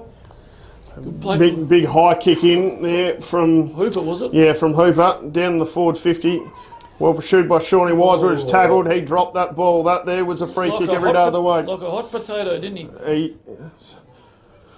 Over the top, he slipped down to Sean Wisewood. We're just talking about into Harry Brown, and why not? He's normally always well covered. Harry Brown's had 2 bad kicks in a game, which is more than he's had all year. It's unusual. It's going to come back in with interest. It's over the top, and there'll be a point, was it? Point. So little nudge there to George. I thought he played for that one a bit. So that's 3 goals, 2, 20 to 10, 10, 70. So Jerry have only kicked the 1 for the quarter, which is surprising. That first quarter they were right on. They've just the wind seems to have picked up a bit, hasn't it? Yeah, the last 5 minutes. Is it just me? Yeah, no, I think so. And Jerry's. I feel that in the first quarter they were really using the ball direct and lower. They've just gone a bit wayward, kicking out a half back. Yeah. Tricky conditions now. Absolutely. So scrubby kick from Hawkins there to half forward. Pursued by Sivia and Hooper. That was good footy. 2 people battling in hard. Yeah, nice tough footy. Good footy as the lights fade. I think it's going to rain. Robbie, the cameraman's just shaking his head. He can't believe how dark it's got. Needs to turn his lights on. Good tap from Baum. Down to no one in the vale. Barrett manages to mop it up now. Wheels around on that right foot looking for Parker. It's not a bad kick. Very good kick. Sam Batola's probably snuck a couple of metres on the mark here. I think John Mill's going to bring him back a couple. So Parker will line up for his 4th here. Take a good kick as the scuddy drizzle come through. Could have a bit of snow in it. They were predicting a flurry on the Stirlings. We're not far away. Parker comes in. He'll have to kick it 30 metres for his 4th, Rick. Yep, for number 92 for the year. And he comes. Skinny side. The face. Not a great day for the full forwards, trust me. No, and he's been worn like a glove by Batola. Yeah, it was a good kick in there from Barrett. So Hooper comes out the top side. As I said, this is the way that they need to play. So Richter takes a nice overhead mark in the conditions. He gets the ball he's just Jerry inside Jerry's 50. He'll probably look long and come down the line, I'd say. Just about runs out of He does. So the ball travels. It's not a bad kick given the conditions. Tom Schmidt pursued there. Kane Walker's chased after as the rain comes in sideways. Brown sort of falls over and it gets tangled in his legs. Dives on it. Ball knocked out. Oh, there's a whistle. I think it's going to be balled up. She's pretty horrible conditions, but given it's raining, as long as it's up our way, I don't think any of us care. It's got a bit ugly, hasn't it? Yeah, yep. She's been a scrappy second quarter of footy, only a couple of goals kicked. Lucky you pushed those Sean sheep back in the shed, Mev. They'll be a bit fresh today. It's balled up by Big Earl. He does not look like he's enjoying his afternoon. He's not really impressed about the conditions either, is he? Ballman Jones compete for it there, down towards his sleep. And his nicely ironed clothes here. I do hear that he likes his clothes in very good conditions. Riley Holden told me on Monday, likes to look good. So ball thrown in. Ball grabs it out of the ruck. That's just about holding the ball. It was. Up they go. Was pushed in the back there from Corey Nelson and his 2 hands in the back there. Down it comes to Matty Campbell. Well, now you're in trouble, Matthew. Yeah. Good tackle there. That's his 2nd or 3rd time he's been pinged for holding the ball, isn't it? Earl's having a little... There's people in the Jerramungup dugout that are getting very abusive. Instructing Earl how to... Now what's... No. He wasn't behind the line. No. Well, the ball's just about gone backwards. Ball needs to get rid of it now. That's a free kick. Yeah. I'm not a fan, Mav, but I don't quite understand those rules. But anyway, Jones puts it back into the hot spot for Boxwood. In comes Joyce. Had 2 hands on it. Good pressure there. Bungie mops up and it's gone across the boundary. Now, what's this going to be? A throw-in or a free? It's a throw-in, is it? Throw-in. Thanks, Trent. It's in the 50. Oh, I just still can't. It wasn't by hand. It's off his name. It wasn't a disposal. So ball thrown in. Joyce grabs out of the rug. He's done pretty well, but it's just gone through near side. So that's 3-4, 20. Max scored like to 10-11-71. Not a lot of 3-4, I think. Not a lot of scoring this quarter. 1 goal, is there? Yeah, one each, I think, for the quarter. So we must be sneaking up. Well, minute and a half to go. Harry Brown's pushing against the wind here. The jumper's flapping. He's run out 10 metres now. He needs to get rid of it over the top to Alvin. The wind's blowing him over and it's going to go. Just dribbled out of bounds. Now, so that will be a throw-in. That will be a throw-in. Yes. Within the 50. got that bit worked out now. Well thrown in. Baum and Jones compete, goes over the top of them. Hawkins grabs it out of the ruck, and Senny's grabbed it out of the ruck, and he didn't let the ball hit the ground. That is a free kick, and that is the correct interpretation of the rule. I don't agree with the rule, though. No, I'm learning all the time. So Hayden Richter will be having a shot at goal with the wind near enough directly behind him. He'll kick this from about 40, I'd suggest. Connor Hawkins still standing on the mark, can't explain it. It's not Big Earl's fault. He's putting his arms out going, that's the rules.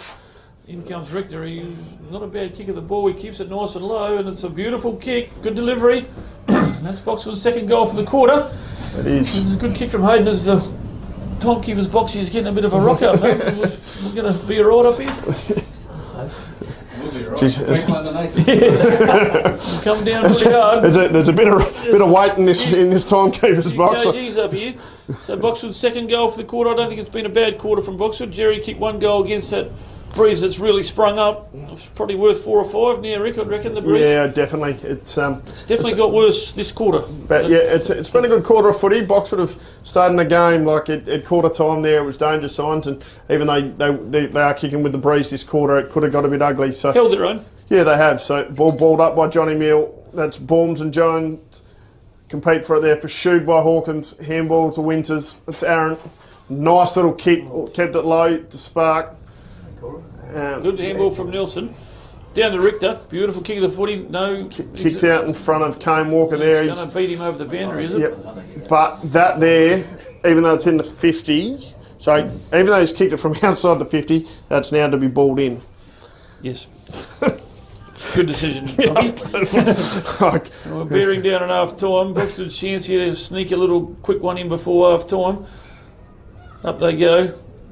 Down to Barrett, down to Brown. Good handball out to Mason as the timer goes off for half time. It sees Jerry 10-11-71 to 4-4-27 here at Boxwood Hills Oval for the last round of the AFGRI OFA for 2026. Of course, the finals next week and the grand final at the end of August, Rick. So just run through your better players for Boxwood if you want to, or both sides if you like. For Boxwood, George Bungey's been lively up forward. Harry McLeod and Hayden Richter through the middle have been very good. And then for Jerry, there's been a few. They're sort of all over the ground. When Ben Hislop's got the ball, he's used it well every time, as he normally does. Baum's been good through the middle, and Heath Spinks has been really good as well. He's just a good user of the footy. I've liked Archie Mason's game too out there on that far wing. I thought he's been pretty serviceable for Jerry. So we will take a quick short break here. Rob, thanks, and we'll be back for the second half from Boxwood. Hope so, quarter. Yeah.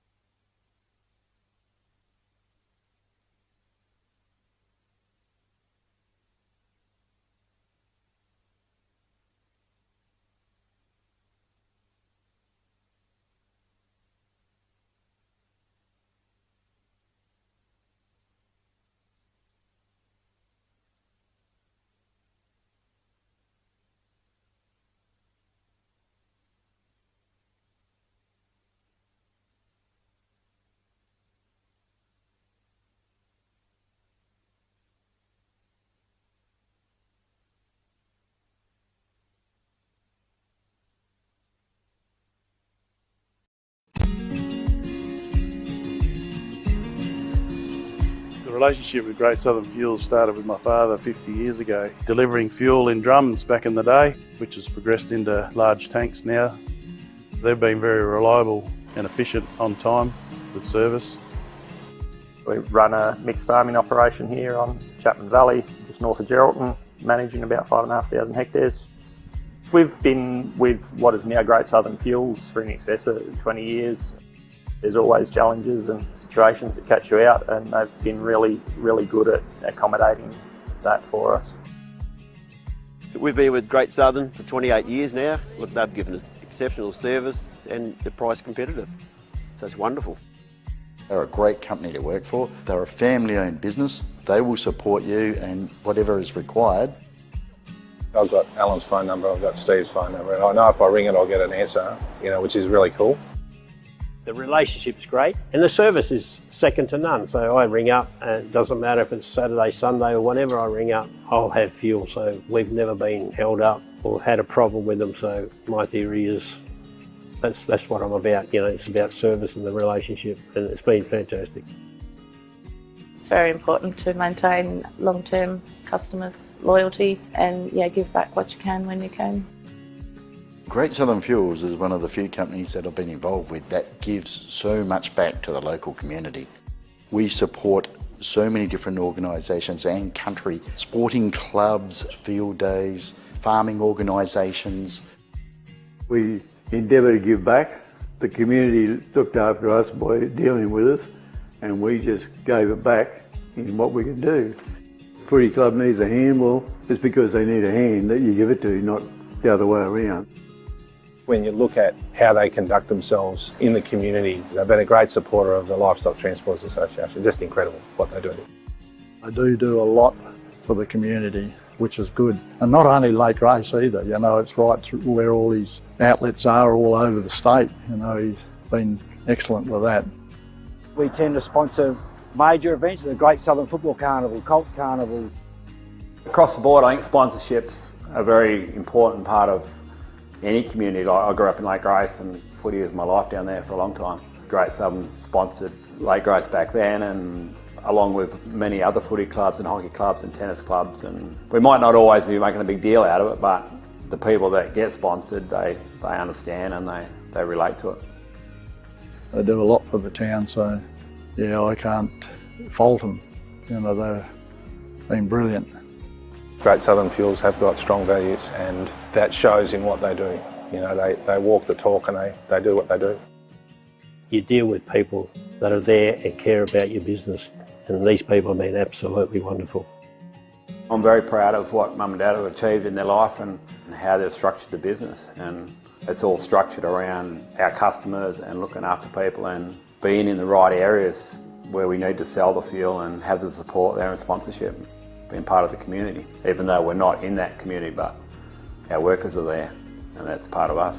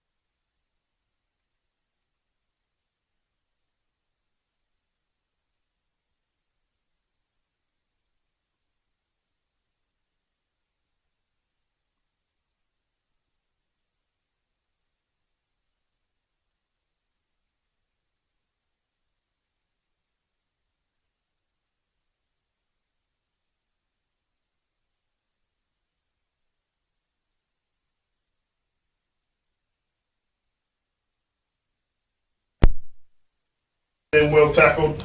The ball will be balled up in the forward 50, directly in front, about 30 metres out. That's Johnny Meal. Balled up. Nelson competing there with Sivia. Nelson taps forward towards Campbell. Bursts his way through. Oh, good tackle. Spark tackled. Nelson gets it. Kicks it. Sideways. Oh, he might have gone forward actually. Chased by Bungie there. He will not want this footy. No, he doesn't want to know about it. Handballs. Very good 1-2 there with Hooper. Oh. And then well smothered by Heaslip, and the ball goes out. So seen that there has come off the hand. And so that'll be a ball up. That'll be a throw in. Yeah. That'll be a throw in. No, still can't get my head around it. But anyway, good throw in. Up they go. Brooks and Joyce. Barrett tries to burst his way through. Here comes Richter. But gets around Hawkins, over to Matty Campbell. Couple of pretty solid contenders there for Boxwood's best today. Tries to keep it nice and low. Alex might have done a bit of a hammy there, did he? I don't know. Yeah, he has his 12 one. Yeah, he pulled up pretty short there. Yeah, I think he might have. And he's going to be a ball up here. Umpire Earl says, give it to me, boys. And I'll throw it up. Orm can't be too sore. He's going to compete for this ruck knock. Yeah, he just pulled up a bit short there, didn't he? He did. I think we look good. Joyce wins the ruck knock. Tags down. Richter's done well out of the contest. Handball out in front of Hyde. Poor handball. Cut off by Brooks. Brooks, lovely little handball over there to Nick Winters, who looks down to the half-forward line in front of Flynn Spark and Jed Sivia. Sivia goes to pick it up. Tackled. Backs out of there. Pulls out of it. Oh, good. Well smothered there by Nelson. He's a battler. Good footy from Boxwood there. Good Richter. Contest. Richter helps him out. He's been very good to start this quarter, Richter. He's burst away from the contest again. Well, now it's a poor kick. He's wasted that one. But Vaughn should have been in front. The ball, they're kicking into the wing. You've got to be in front of your man. So Brooks gets it, kicks out here in front of Ben Hislop, takes a nice grab, centre wing. Looks down towards half forward. In the Spark. Flynn Sparks drops one. That's a bit of rust coming through there, which is fair enough. Would have marked that, and he's had a few games off. In comes Barrett. And, well done by McLeod. McLeod gets out of the contest. Good play from up the Hooper, up right in front of us, and Jaden Brooks going to take a pretty play on, umpire says. Yeah, should have been a free kick there, cut his arms. In comes Heaslip now. Now it's going to be bottled up, and umpire Earl says, give it to me, boys. Well tackled there. As he bashes his way into the breeze there to bounce it up. Right on the half-forward flank here for Boxwood. A couple of early goals from the Bombers wouldn't go astray here against the breeze. Out it comes the Heaslip, little short kick out to Barrett right in front of the commentary. We like it over here. We can see what's going on. Wheels around back into the middle into Spinks. Oh, the wind's got hold of that one too. Over it goes. Now there's a foot race with Hooper and Winters. Good body from Winters. Now he's within the 50. You like to fancy himself, and he's going to scrubber it through. Did anyone touch that? It's gone through just on. Was he having a shot at goal or a pass there? Yeah, I think he's going to play it off afterwards that it was a pass. And I reckon his eyes lit up. I don't know how many Aaron Winters has kicked. Not many. He's been an incredible fullback in this competition for a long time. Nelson gets around Parker. Needs to get rid of it now. Parker chasing hard. Well spoiled by McLeod there on Brooks. Terry backs into it like a jug in the drought. Harry Brown tackled. They were nearly holding the ball. But anyway, ball played on. And Connor Hawkins tackled without it. Well, umpire Mills, he's still got that whistle in his pocket. He's blown it this time. There'll be a ball up. So here's a few. He's just letting the play go on there with the conditions the way they are. Pretty windy, pretty ordinary for all concerned. It's been handballed out there straight over the boundary line, and there'll be a free kick. Free kick here to Mason out on that far wing again. Liked his game for Jerry today. He'd be in the best for Jerry. A little short kick in there. Going to be cut off by Richter. Probably should have marked it. Got enough pace to get rid of it. Good pressure from Hawkins. Over it goes, and it's going to go out of bounds, and this will be a throw-in. Yep. So the score reads 4-3-27 to 11-13-79. Jerry in front. 52 points, kicked in. Good mark by Sivir on Bungie. Yeah, good mark. Very, very good mark. Under a lot of pressure there, and Sivir will go back and have a deliberate shot here, 25 metres out, just about directly in front. Very good mark. Moves a bit like his Uncle Kim. It's been another handy pick-up for Jerry. They had a rough 10 or so years, but they've come back flying. Lost in last year's grand final, and this team looks like they're on a mission. In he comes. I think he's popped that through. I think he might have popped that through. Yeah, umpire Foreman says that's a goal. So that's Jed's second goal for the game. It takes Jerry on to, the scoreboard's a bit slow over there. What have you got, Mav? You've got 12 goals. 12-13 to 4-3. Just at 10 minutes into the third quarter here at Boxwood. Haven't heard any results from other games, so if anyone's listening over to Ongerup, can you let us know what the score is? Interesting to see how that game pans out today. Umpire will bounce it up in the middle, we'll throw it up. Brooks and Joyce will go at it. I don't know where Jones has gone. I haven't seen him, Rick, where he's disappeared. He went down forward there for a little bit, but I'm not sure if he's injured. Deep kick in towards Parker. And that was touched right on the line by Sammy Battola, who's done very well. He's had a good game, Sam. He nearly boxed with one of the better players. So Bungy's shifted from full forward to full back. The kicking duties, nice little kick. Jed Sivier's put his arm up, managed to cut off. Mason's gone in there, back to Winters. He's going to have another shot at goal, and he's pushed it across the other side this time, has he? I think he's snuck that one through. Snuck that one through. There's another goal to Jerry. That's Nick Winters' first goal, I reckon, today. So it takes Jerry to 13 goals, Mav. 13, 12? 14. 13-14 it should. 13-14. Should be to 4-3. 4-3-27. As the wind starts to breathe through the Twonky he was boxed here, I think that both teams would be pretty happy to see the final siren go. I would have thought so. She's a pretty blustery day, so balled up there by Big Earl. So Baum and Joyce compete for it. Handball. All the prime movers got their hands on it, then kicked down forward. Sivier in front of Bungy. It's a height advantage there. Yeah, good contest going here. Bungy's overrun it, unlucky. Good tackle by Bungy. Sivier gets back up and then hands it out. Umpire Earls, is he going to bounce it? It's Johnny Mill, sorry, yeah, and is he going to bounce it? He's balling it up. He's balling it up. So Nelson and Sivier compete. Nelson runs away from the contest, does very well, gets it on the left. Scrub a kick in towards Jacob Jones, who's scared to bend over and pick it up. Really needs to go in here. Hawkins just wanted the ball more. To Mason. Mason right in front of the scoreboard. Kicks in. Deep kick in. He's trying to do the ninja kick and out of the sky, and it's bounced into the post, I think. So it's another behind to Jerry. So it's 13-15 now. So George will bring it back in. Have another kick. He's had a few between him and Matty Bowen. Not a bad little kick up. Going to tape it. And it's well cut off by Mason. Is it out there on that far flank? Yes, it is. It's just getting a bit crowded in Jerry's forward line. Boxwood have pushed a couple back, and a few Jerry boys have. George Bungy, little push on Sivier. Umpire Mule says just throw it in. No comment, he says. Yeah. There'll be another throw in just around from the right behind post for Jerry. As we tick over to about halfway through the third quarter here at Boxwood. Oval's magnificent. Thanks to the sponsors for the day and AFGRI for the overall sponsorship for the OFA for 2026. Last qualifying game here. Finals next week. Two finals on 2 days next week, Saturday, Sunday. So looking forward to that weekend. In comes Hislop. Beautiful round, wheels around his left foot, looking for Parker. Where's Battola? He's right there.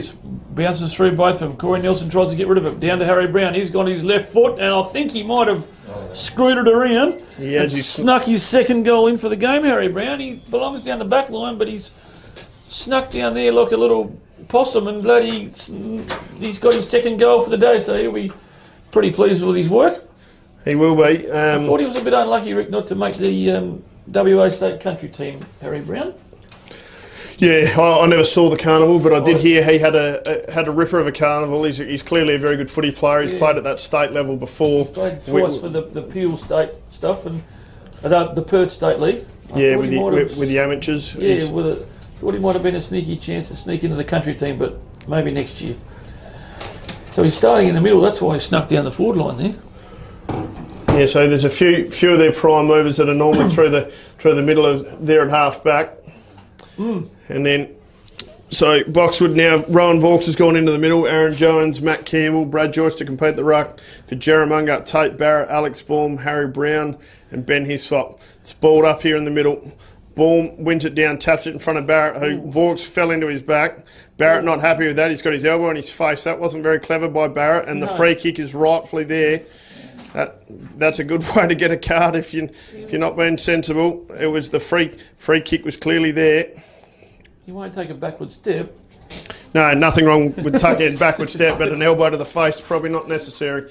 Kick down, Shane Davey. That's bounced off his head, and the ball held to Hayden Richter, who's somehow there's a free kick. I'm not sure what's happened there. Don't know, Earls. He's pulled rank there too. Richter's got a free kick here. So Richter bursts onto that left, tries to give it everything. It's fallen short, and that is cut off by Ben Hislop, one of the best users of the footy in the comp. Now he's coming across the face of goal. Out to Hislop's got a few metres now. Over to Aaron Winters. He's got a few metres on his play. Now the play turns around the other way. Tom Smith's got a run on here.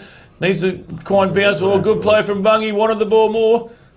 Puts it over to Jones, the man we just spoke about. Whacks it onto that right foot, or it's going to beat all concern. Be bopped up in the back line by Joe Alvin. Over to Aaron Winters, back to Barrett. Matty Campbell warns him again. Down to Corey Nelson. He had a pretty good game all round, Corey, I thought. Wheels back around to that right foot. The wind's got hold of that one. That's going to be mopped up here by Hawkins. Back into Spinks. Handball to the boots of Spinks. Whacks it on his, kicks it on his right foot. Hooper spills it. Comedy of errors now. In it comes again. Into Lambert. Oh, it's a wobbly old kick. It's going to work out all right. Jones, he should stop and go back and have his kick, but he's played on. And he's coughed it up to Winters. Comedy of errors here. Winters has gone across that dead side looking for no one in particular. Good spoil from Hooper. Down to Mason. Got a bit of pace on. Over it comes to Heath Spinks, is it? Oh, it's played on again. It's Heath Spinks turned it over. Frantic footy, boys. It is. It's both teams a bit of chaos. It's Nelson again. Well, now he needs to get goes to run away. Good bump after the ball. Called a bit high. Yeah, well, yeah. Nelson, I think he's had a good game for Boxwood. Over to Matty Campbell's also been pretty fair. Campbell at half-back now, near enough true centre half-back, pops it over. Kick for Hayden Richter, who's led up well at the ball. It's providing a bit of a spark down forward. George Bungie's come up from the back line. Marks on centre wing on the dead side. Looks short little kick over towards Matt Terry. He's got to take this mark and does. There's no one within 20 metres of him he should play on. No one on the mark. Takes a few steps, bit of a scrubby kick to Harry McLeod. They've done this well. They've worked it down the wing. It's all right, man. It's okay. Harry Brown kicks it up in... Harry McLeod, into the forward pocket. And he slips back there to give him a hand. Over the top to Winters. Well shepherded there from Dean Hislop. Winters has a bounce right on the dead side to take a good kick from there, and it's a very good kick. Mason and Brown combine well. He's had a bounce. He's risking the luck here. Where's Brown to help him out? Good play from Brown to back him up. Wheels in on that right foot. He's got two to beat Parker. Well cut off by Hooper. Down it comes again. Out the switch is on. Over to Corey Nelson. Called his name a few times. He's trying to get around Spinks now. Does well. Big long steps. Now he's in trouble. That's holding the ball every day of the week. Didn't even see him coming. He's been told to take the game on from the half-back line, which is what they need to do. And it's fine. He got well tackled and the free kick was there. Parker's pursued after this one. This ball's going to go out right in front of the scoreboard. That was Harry Brown there. That'll be a throw-in. Yep. Oh, yeah, it's in the forward 50, so even though it came as a possession. So Jones to compete, I think. Now Spinks is going to jump in the ruck. Taps down to Barrett. Lovely little tap down. Jed Sevier in front of Bungie. He's strength. Just too big for Bungie. Yep, good strength. In front. Where you need to be, so Sevier will go back and line up for his third. Won't have to kick it too far here. I think 15, 20 metres out. And George was just a bit out-muscled there, wasn't he? Just a bit bigger body. Just the wrong matchup for George on that one there, but it's going to happen. I'd say there's quite a few of it, and Sevier pops it through. That's his third for Sevier, I think. Yep, had a pretty serviceable game there at centre forward. Looks like a bit of dark clouds heading south and east down there towards Mavs. A bit more rain for him. These poor guys up at Ongerup can't get a drop. Always rains down there at Mavs, please. So umpire Earl throw it up again. We've 9 minutes to go in the third quarter here at Boxwood. Of course, the last home and away game before the finals here in the OFA. Baum and Jones will go at it again. Flight Baum's game. Good tap down. Two Boxwood players run into each other. And Earl says, give it to me, boys, I'll have it again. And we'll start again. So, of course, Boxwood will play Ongerup next week in the first semi, and Jerramungup will go on to play Lake Grace in the second semi on the Saturday at Newdigate. Then the final series will work its way out as we go forward. Earl walls it up there. Good tap by Baum down to Barrett. Well read by Barrett. Barrett on the left foot, kicks down towards Schmidt. Haven't called his name a huge amount today, Schmidt. Gets wheels back onto his right, looks inboard. Lovely kick to Winters. That's Aaron Winters. And they're all telling him to have a shot. He nearly looked for the handball to his brother. He nearly gave it to his brother too. His brother did not care that he hasn't kicked one. Would he give his chances, Baz? Take a good kick from here, from anyone. He's a fair way out. He'll kick it from 45. It's not real neat off the boot, but it's probably where he aimed it. So there's another minor score to Jerry. As we tick deep into the third quarter here. Won't be a long quarter, not a lot of goals. And the ball's gone, I think it might have gone over the rabbit fence, is it? Yeah, I think so. I think it's bounced over there. So I'll just run through those netball scores again, Rick, for you. I have got some netball scores from actual the other game too, which I think a few of the netball girls today's game decided the ladder. But today here at Boxwood, Jerry A grade was 30 to Boxwood's A grade netball 21, and Lake Grace Pingerup in the A grade were defeated by Ongerup was 60 to 40 in the A grade netball. High scoring. Inside there, and B grade netball was Jerramungup today here 67, Boxwood was 30, and the B grade netball at Ongerup 35, Lake Grace was 31. So pretty tight game there. So Bungie kicks back in out of fullback, bit up and under. Brooks runs at it. Campbell gathers his front and centre. Vaux needs to pick this up. Runs over the top of it. Ben Hislop handball back. That's to Nick Winters across to his brother and Aaron Winters. He looks for a long kick into forward 50. Parker in front there. Bungie well spoiled in front. Sivia goes to pop it through and doesn't even score, I don't believe. I think it's out on the full. Sammy Batola will take the free kick back in. The breeze has sprung up since that second quarter, Rick, so it's hard work down there from everyone. Jed Sivia's managed to pick his pocket a bit there of Vaux, and he will have a set shot to put his big long arm up and manage to reel that one in. Wasn't a bad mark. No, very good mark, especially given the conditions. Yes, a bit hard to read. So he'll have to kick from 35, 40 metres out. Had a pretty fair game, Jed. Yeah, hard kick from there, but the way that he's played, I've liked his game. Yep. I love the way that he leads at the ball and tries to mark it right out in front of him. As you say, like his old Uncle Kim. He's a presence. Yep. In he comes. Comes in, bit up and under. Trying to make it rain. And he's popped it through. He might have kicked it, has he? Yeah, I didn't. Off the boot, it didn't look that good, I didn't think, Baz. Umpire Foreman says that's a goal. No, he managed to get enough on it, didn't he? Yeah, and that's 4 for Sivia now. So equal with Parker for the highest of the day. Parker's on 92 now, so I'm not sure he'll get to his 100. He probably needed to kick 4 or 5 this quarter if he was going to get there. Yeah. Tough day for the full forwards, like we said at the start of the game. It is. Umpire Earl will bounce it up again. We're deep in the third quarter, 6.5 minutes to go. Boxwood have not worried the scorers this quarter, kicking against that breeze that we sort of decided was probably worth 4 or 5 goals now.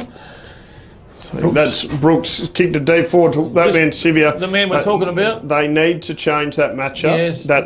That Coach Richter needs to change that. George will give you everything he's got, but that's just the wrong matchup. He's giving away 25 centimetres and 10 kilos, isn't he? Yeah, at least. probably more. And the Jed will have a deliberate shot here. He'll have to kick it right on the 50, directly in front. This is for number 5. And he comes. Bit up and under again. Not too bad off the boot. It's gonna. I think it hit the post, didn't it? I think Omo's still in play, I think. Omo's not doing anything. I thought it hit the post. I think as overall, it hit the post. Yeah, it's a point. Yep. So George will kick it in again. He's had a few kicks. Kicked cut off by Spinks. Cut off again. Schmidt picks it up off his toes. Nick Winters has a ping from 50. That is a fair roost. No, that's another. Just gone through for a behind. Bungie will have another kick. Him and Matty Bowen have had the most kicks today, I reckon. Him and George. Absolutely. So George Bungie looks to kick out. Yeah, don't bring it out this side. There's no one looking to take the game on. It's gone into a bit of a stalemate, hasn't it, at the end of this third quarter? He plays on. Short little kick to Batola. I like it. Mav didn't. Spinks has gone down here with something. I don't know what happened there. Good grab there by Hooper off the short little kick. Yeah. Hyde takes a nice mark right in front of us here on the commentary wing. Short little kick to Treby. Treby spills one in front of Shane Davey. Shane Davey, who's on the Olympic rings at the moment for 0, 0, 0 and 0 with the touches. He played a game of B grade too. He did. So ball to be balled up. Jones and Brooks compete. Good tap by Brooks down to Winters, who scrubs a kick forward. Tom Schmidt comes out and meets it well. Nice handball to Spinks. Clearly all right. Barrett, that's Tate. Long kick in towards Parker, who's held. Drops the mark and then goes back and kicks it behind. No, there's a whistle on play, and umpire John Mule has said, I will have it, boys, and I'll throw it up. Which Jerry won't mind that, and then get a ball up 10 metres out. Deep in the forward line for Jerry. The scoreboard says 6-18, but I think it's meant to be 16-18. Parker grabbed it out of the ruck. It was called holding the ball. Boxwood had played on, marked by Hyde. It's on the top side wing. He doesn't quite know where to go. A lot of players around the footy here. Pops it up into looking for, is that Liam? No, that's Jacob Jones there. Jacob Jones. Short little kick looking towards Vaux. Well, good mark by the Evergreen Brooks at 41 or 2. He's been very impressive. He's looking fit too, Jaden. He's had a pretty handball to Harry Brown, who can kick it deep into the forward 50. Hooper back in the hole in front of Parker. Mason runs through, sockers it, and misses. That's another from the top of the square. You can see Parker shaking his head at umpire Mule, not happy with the attention that he's received today from Batola. He's got two on him every single time, hasn't he, when he goes near it? George is having another kick here. He'll have a sore right foot tonight, George. He will. And ice his foot. He's had a few kick-ins. Didn't quite know where to go here. He kicks a bit deeper this time. That's a nice kick out to Batola. Batola spills the grab, but under a bit of pressure there from Winters. That's Aaron. Handball to Heath Spinks from Jaden Brooks. Heath Spinks lines up a scrubby looking kick off the boot. Right. And I think it's gone out on the full. Right across the face. It's rare from Spinks normally. Yeah. Every touch he has generally is very handy. So Box would probably get away with one. So Harry McLeod to kick out of the back pocket. George doesn't get this kick. No. Goes to kick towards George. That's Ben Hislop pursued there and the ball goes out. Haven't called McLeod's name much this quarter, Rick. He's had a bit quieter this quarter. Yeah, his first half he was very good, but completely agree, Baz. I don't think we've called his name at all. In it comes 45 metres around from Jerry's goal. A lot of players around the footy, a bit like the juniors. Richter tries to burst his way through, so does Barrett, gets it out to Smith. Play on, says the umpire, down to Sivia. Will go for his 5th goal, and I reckon he's pushed it across the face again. He has another behind. That's another behind. The 20th behind for Jerry. Yeah, a lot of goes at goal. They have the ball's been stuck in that 50 for the quarter. Yeah, wearing down on 3/4 time. I think everyone will be pretty happy to see the siren go here at the last quarter at Boxwood. 1 quarter to go here for the home and away season for the 2026 OFA season. As George Bungie, the man in question, is going to bring it back in. Oh, he doesn't know where to go. Weaves and dodges, puts it up into Sammy Batola. Good. Paid the mark. Something. Sam Batola wants to get it moving. Down to Richter, runs into trouble now. Now he's done well, Richter. Good enough to get away. Puts it up looking for Jones. He's got 10 metres on his player.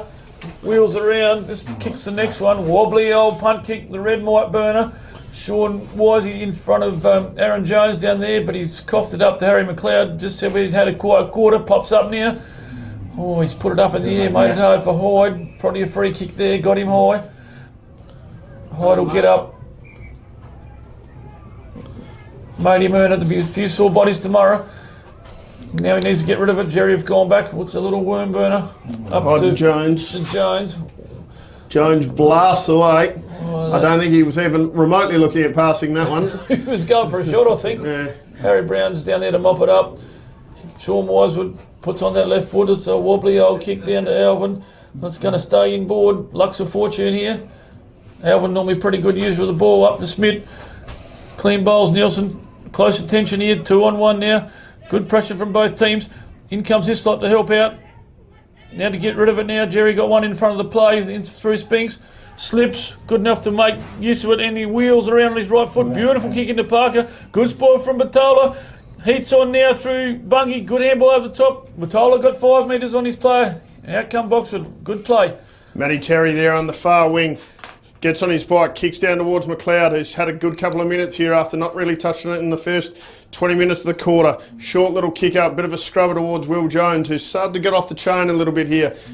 Goes to kick, and it's well smothered there by Connor Hawkins, and the ball will be balled up there on the far side from where we are in the commentary here. That is down just outside Boxwood's forward 50.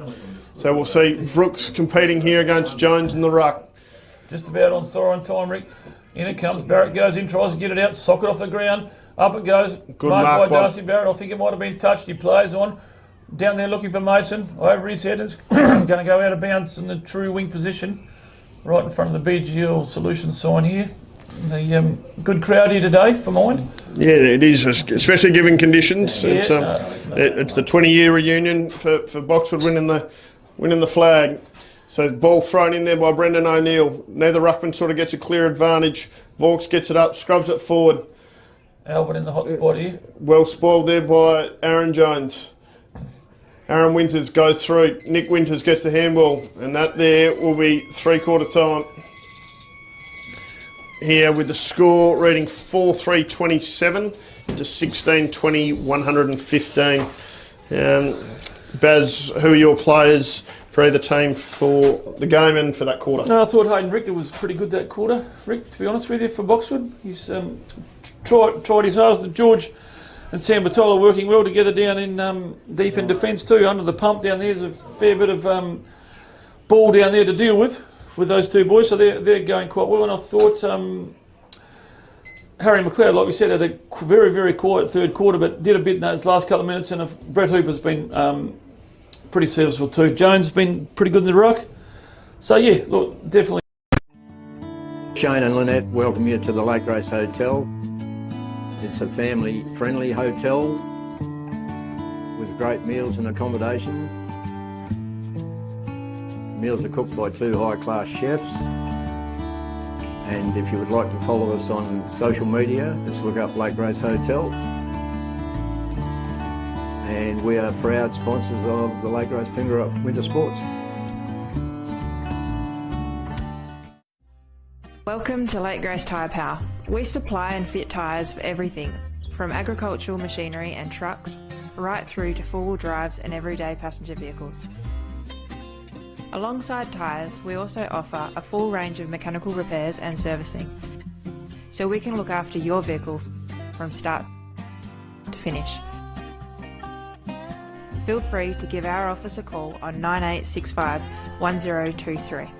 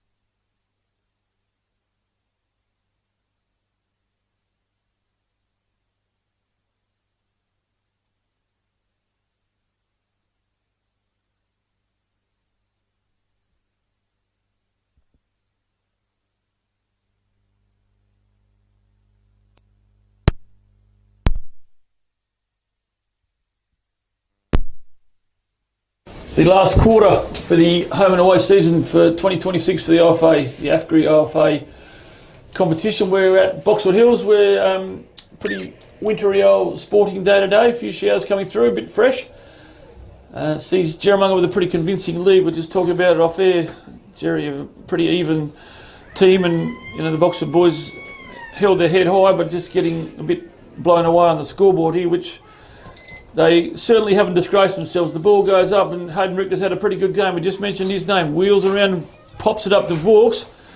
Boxwood probably kicking with a 4 or 5 goal advantage breeze here. Down it goes to Brad Joyce. Him and Dean Hislop are jostling down there, and was that a free kick to Hislop? Yeah, okay. he was being held there in the contest. It was definitely there.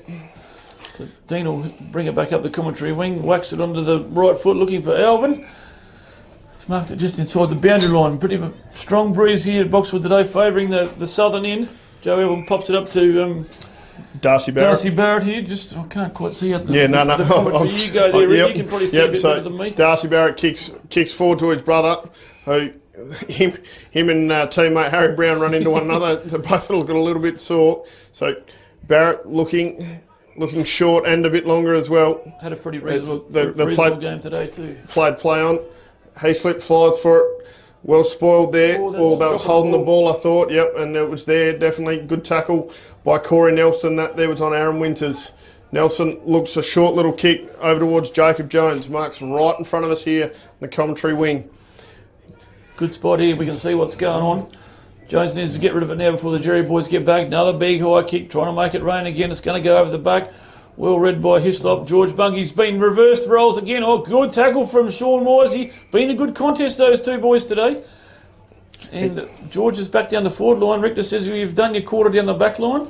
You can probably sneak back down the forward line if you want to. So balled up there by Johnny Mill. Vaux competes there. Who's that? Darcy Barrett goes to... Oh no, Ben Hislop goes to burst through. George Bungy's quick little scrubby kick down there, and it just goes through for a behind. So that's the first score for Boxwood for the second half, which that has been the scoring end that then they're travelling to now. So Harry Brown looking to kick out a fullback. Normally a very good user of the ball and a big kick too. I think that'd be the way to go now. Come a fair way down. He's coming up the top side wing. Short little kick to Barrett. It's a nice kick. No one on the mark. Barrett kicks. Looking up Mason, all the wind took that. No play on, umpire says. Down to Nick Winters.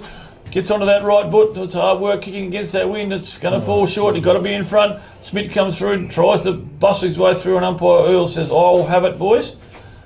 That wind certainly holds the ball up going up the southern end, doesn't it? It does. Hasn't backed off since the second quarter. I thought the first quarter was quite all right, but the second quarter's been hard work.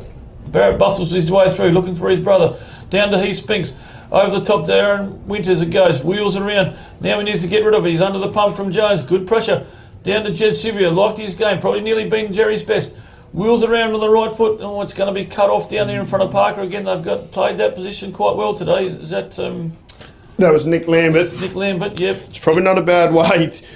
If any of the other teams are watching, that extra one in front of Parker has worked pretty well. Yes, it's if you can keep someone like him down to 4 goals, it's a pretty good day, I'd say. That was a free kick. That was silly by Baum there. That was a little bit. It was late and unnecessary. So Richter, he's been one of Boxwood's best. Conditions have favoured that spare man, haven't they today? Absolutely. Yeah, they've helped out. So Richter, big kick over, but it's gone over the head. So Harry McLeod and Archie Mason are going to compete for it. McLeod comes up. Speedsters here. Good, well tackled. Good footy from a couple of young blokes. Terry to Campbell. Campbell has asked a fair bit of the old man. He busts out of the Tate Barrett tackle. That's no easy task. Terry towards Rowan Vaux, who puts his hands up in the air and watch it go over the top. It's hard work. And then that there will be thrown in the forward 50. The wind just about... How many times we've seen that today? The ball's just gone over their fingertips, isn't it? Yep, it's one of those days. Score reads 4-4, 28 to 16, 20, 116 in Jerramungup's favour. Thrown in there by Stu Hocking. Well done by Alvin, who's grabbed it out of the ruck. Handball there to Ben Hislop. Good play. Good little handball there. I think that's Joey Alvin. Kick down towards Baum over the top of Hyde, who can't quite get it. Good and it's ball locked in. Right in front of the commentary box here, and umpire Earl says, I'll have it, boys. We've just been going 5 minutes into the last quarter here, last round for the OFA home and away season. Of course, both these clubs will play next week in the finals. Down to Jones, Heaslop's in trying to get it out, and it's going to be bustled over the boundary line, and umpire Stewie Hocking, I think it is, will throw it back in. Great to see some boundary umpires today, which we'll have for finals. Ball thrown back in. Baum taps it forward to Nick Winters. Tackled straight away, gets the handball out to Heaslip, who kicks a good kick down the corner, down along the wing, and it's gone out, so it'll be a Boxwood free kick. Umpire Earl says it'll be a free kick to Boxwood. They've got to move it on. Nick Lambert, it's a poor kick. Coughed it straight up to Heaslip. Probably not the right man to give it to. Oh, he's coughed it back up again. Wobbly old kick, and Spinks has gone down again and slipped over. It's hard to keep your feet. Been a pretty tough old affair here at Boxwood with the conditions. Haven't seen much rain during the game, but I think looking down south, it's brewing up again, heading towards Mav's place. Up they go again. Heaslip gets the handball out to Nick Winters. Nick Winters looks deep into the forward 50, and that's gone out on the full. Boxwood over the free kick, just around from the 50-metre line on the hockey side of the oval here. Tough conditions, been going nearly 7 or 8 minutes into the last quarter, not a lot of scoring. Game's sort of gone into a bit of a lull. So Brad Hooper will take this. He's had a reasonable game, Hooper. Normally a reasonable user. That's a risky kick. Good hands there by Darcy Barrett. Plays on handball to Archie Mason. It goes for a little kick inboard there. Was looking for Harry Brown, Harry McLeod. He collects it. Good little pick up. Kicked out towards Hayden Richter, who's pursued by Baum. There's no chance he's catching him. Good play from Richter. Pops it up. He's made it hard for Joyce. Got 2 to beat. In comes Dean Hislop, 3 around the pack. Good smother there from Jerry down to Ben Hislop. Sees someone out the back he likes through Alvin. Now he needs to get rid of it. Oh, Joyce has put his big long arms out, wheels around on his right foot, and I think he's kicked it on the full. I think it hit the point post, Mav. Yeah, yes, on the full. So that'll be. It hit the post. Did it hit the post? Yeah. I think it did. Trying to make him score a point. Yeah. No, hit the post. Kicked out by Dean Hislop. Good Winters and Jones compete. Now Jacob Jones gathers. He hasn't had a bad game today. Corey Nelson tries to burst through. Jacob Jones again steps around Barrett. Good tackle by Barrett. Campbell, not known for his goal kicking, goes to handball to McLeod, who pops it through. Very good footy. Yeah, well worked out. That was Jacob Jones there, kept fighting. Didn't panic when he was tackled by Barrett. Campbell burst through, and well finished by McLeod. It's Boxwood's 5th goal for the day. And first of the second half. So let's see Shane Davey come back on, the man that's retired more than John Farnham. I don't know whether he's that impressed about going back on, is he? I wouldn't have thought so. I don't think he was too impressed about playing in general. He's played a full game of Rezzies. Sneak halfway into the last quarter here. So I think umpire Earl and John Mill will be pretty happy to see the siren go as well. Yeah, no, they've umpired very well today. We're very lucky with the umpires that we have within our association. We've got some good umpires, so... No. Yes, we are. We're lucky. They can't have a game without them, of course, Rick. No, we are. I'm very grateful for what we've got. So it was Baum there, tapped down to Harry Brown, normally a good user. Kicks deep forward on Sivia.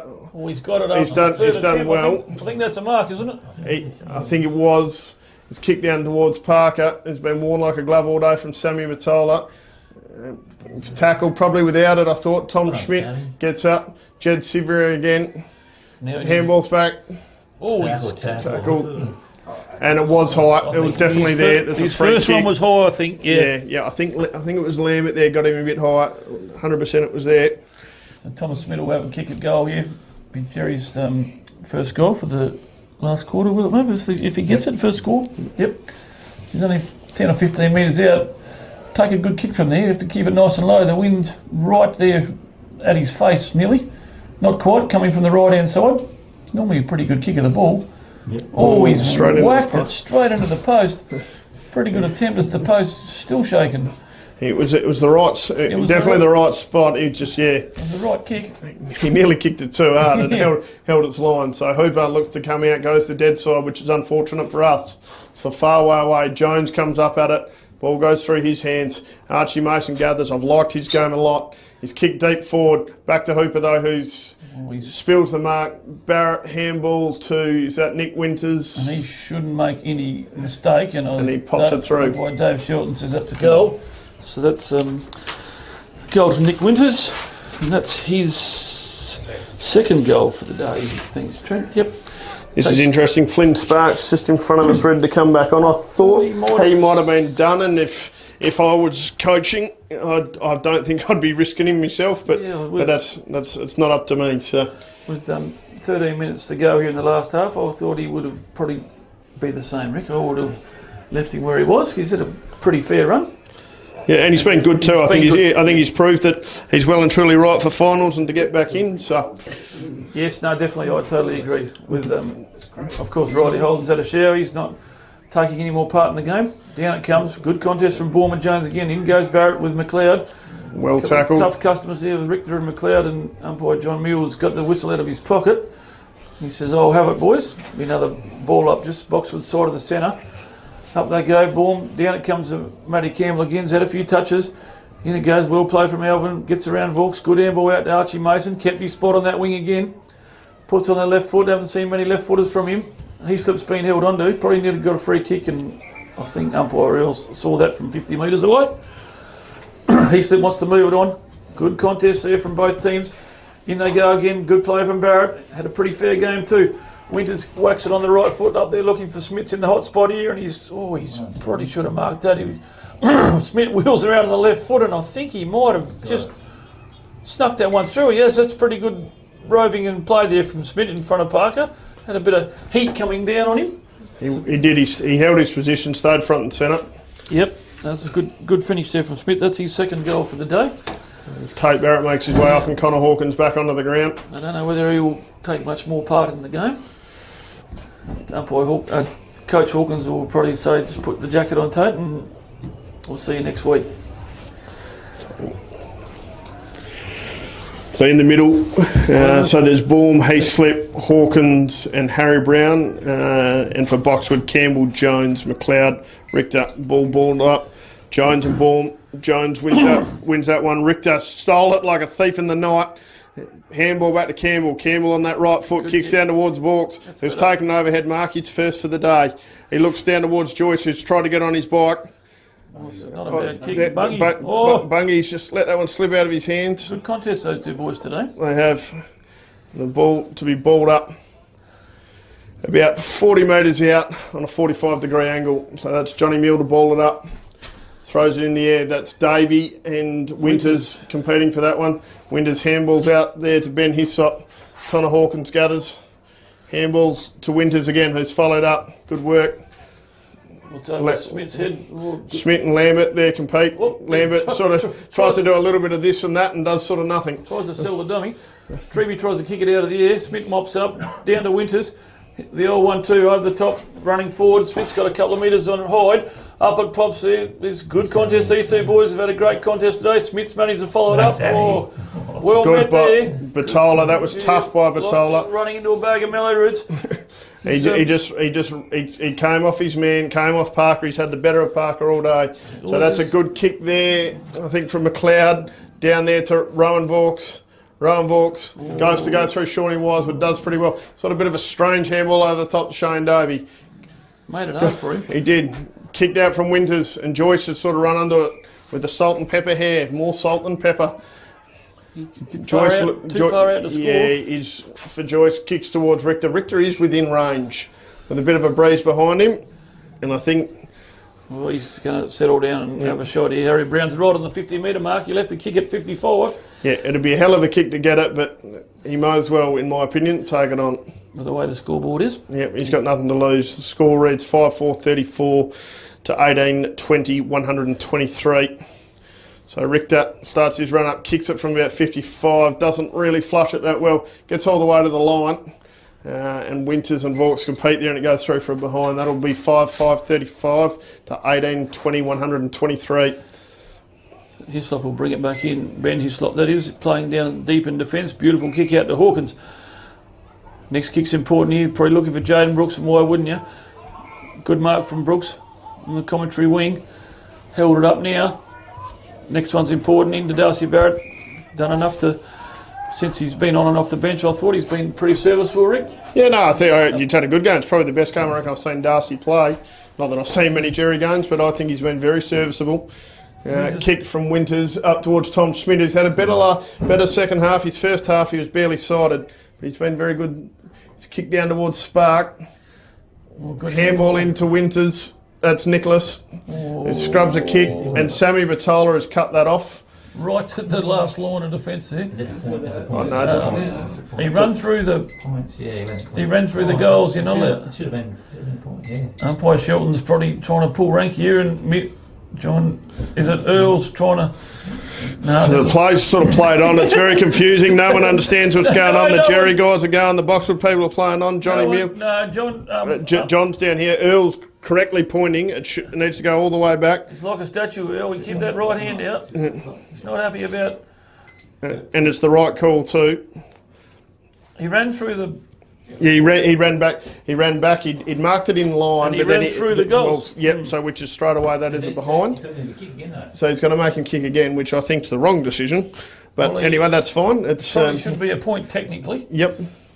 But Sammy Batola's got the kick anyway. Here we go again. Kick out towards Corey Nelson. Corey's had a good game. He's on that dead pocket. Kicks long down the line looking for Matt Terry there. Goes over his hands. Archie Mason gets a quick little touch. Oh, good play, Hawkins. Cut off by Hawkins. Hawkins looks in towards Jed Sivia, who jumps well, doesn't quite hold it. Well tackled there. Very well tackled by Hooper. There's now Flynn Spark on his left.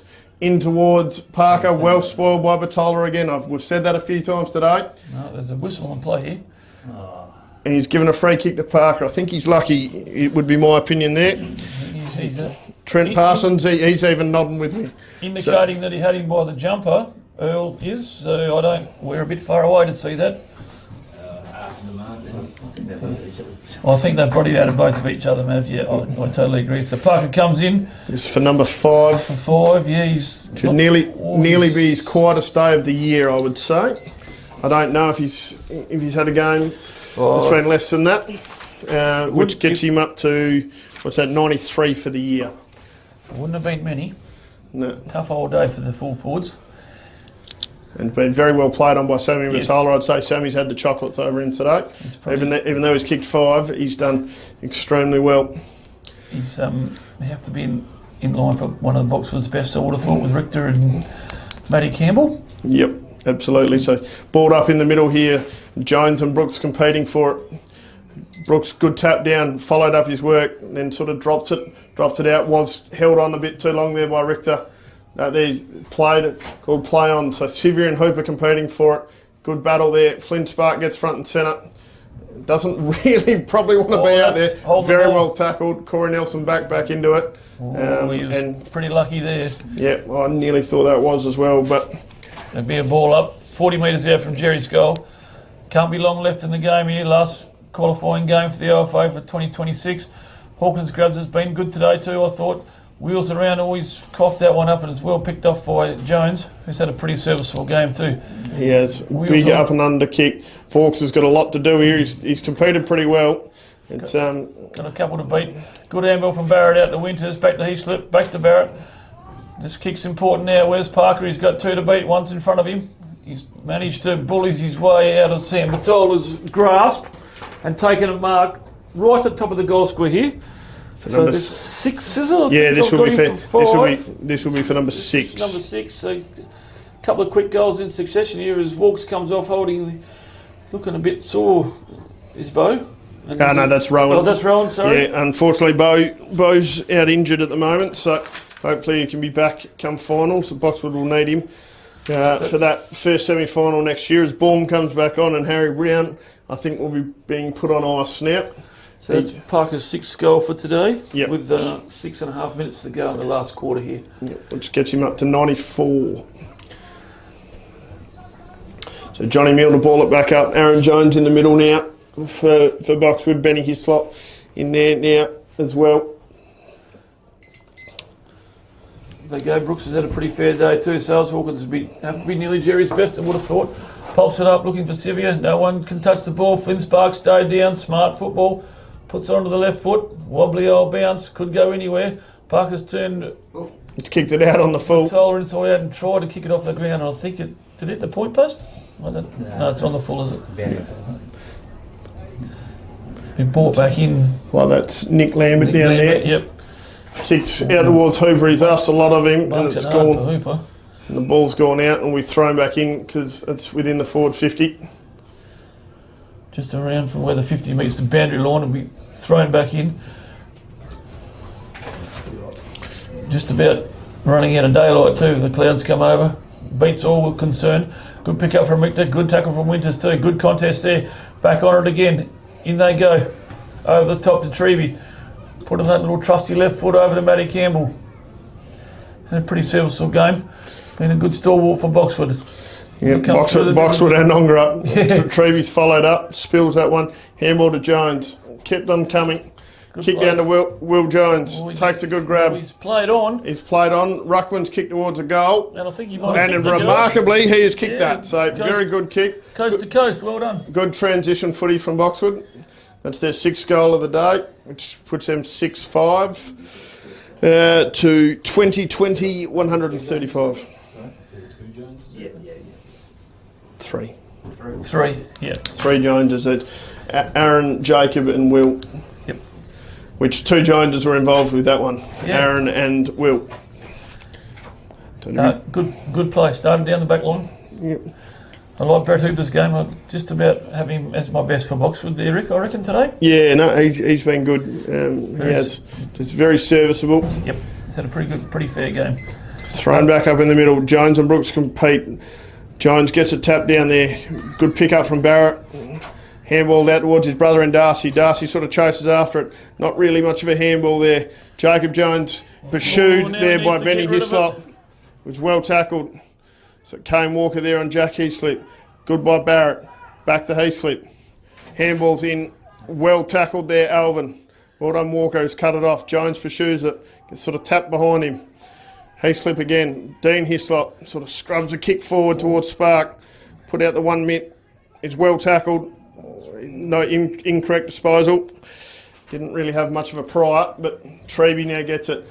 Looks inboard towards Campbell. It's a bit of a scrubber. Always made it hard for Matty Campbell. The old man gets on his bike. Like he's good enough to mop it up. Down it comes. It's going to go over the top of Hislop. Shane Davey does a spin and pops it through. Oh no!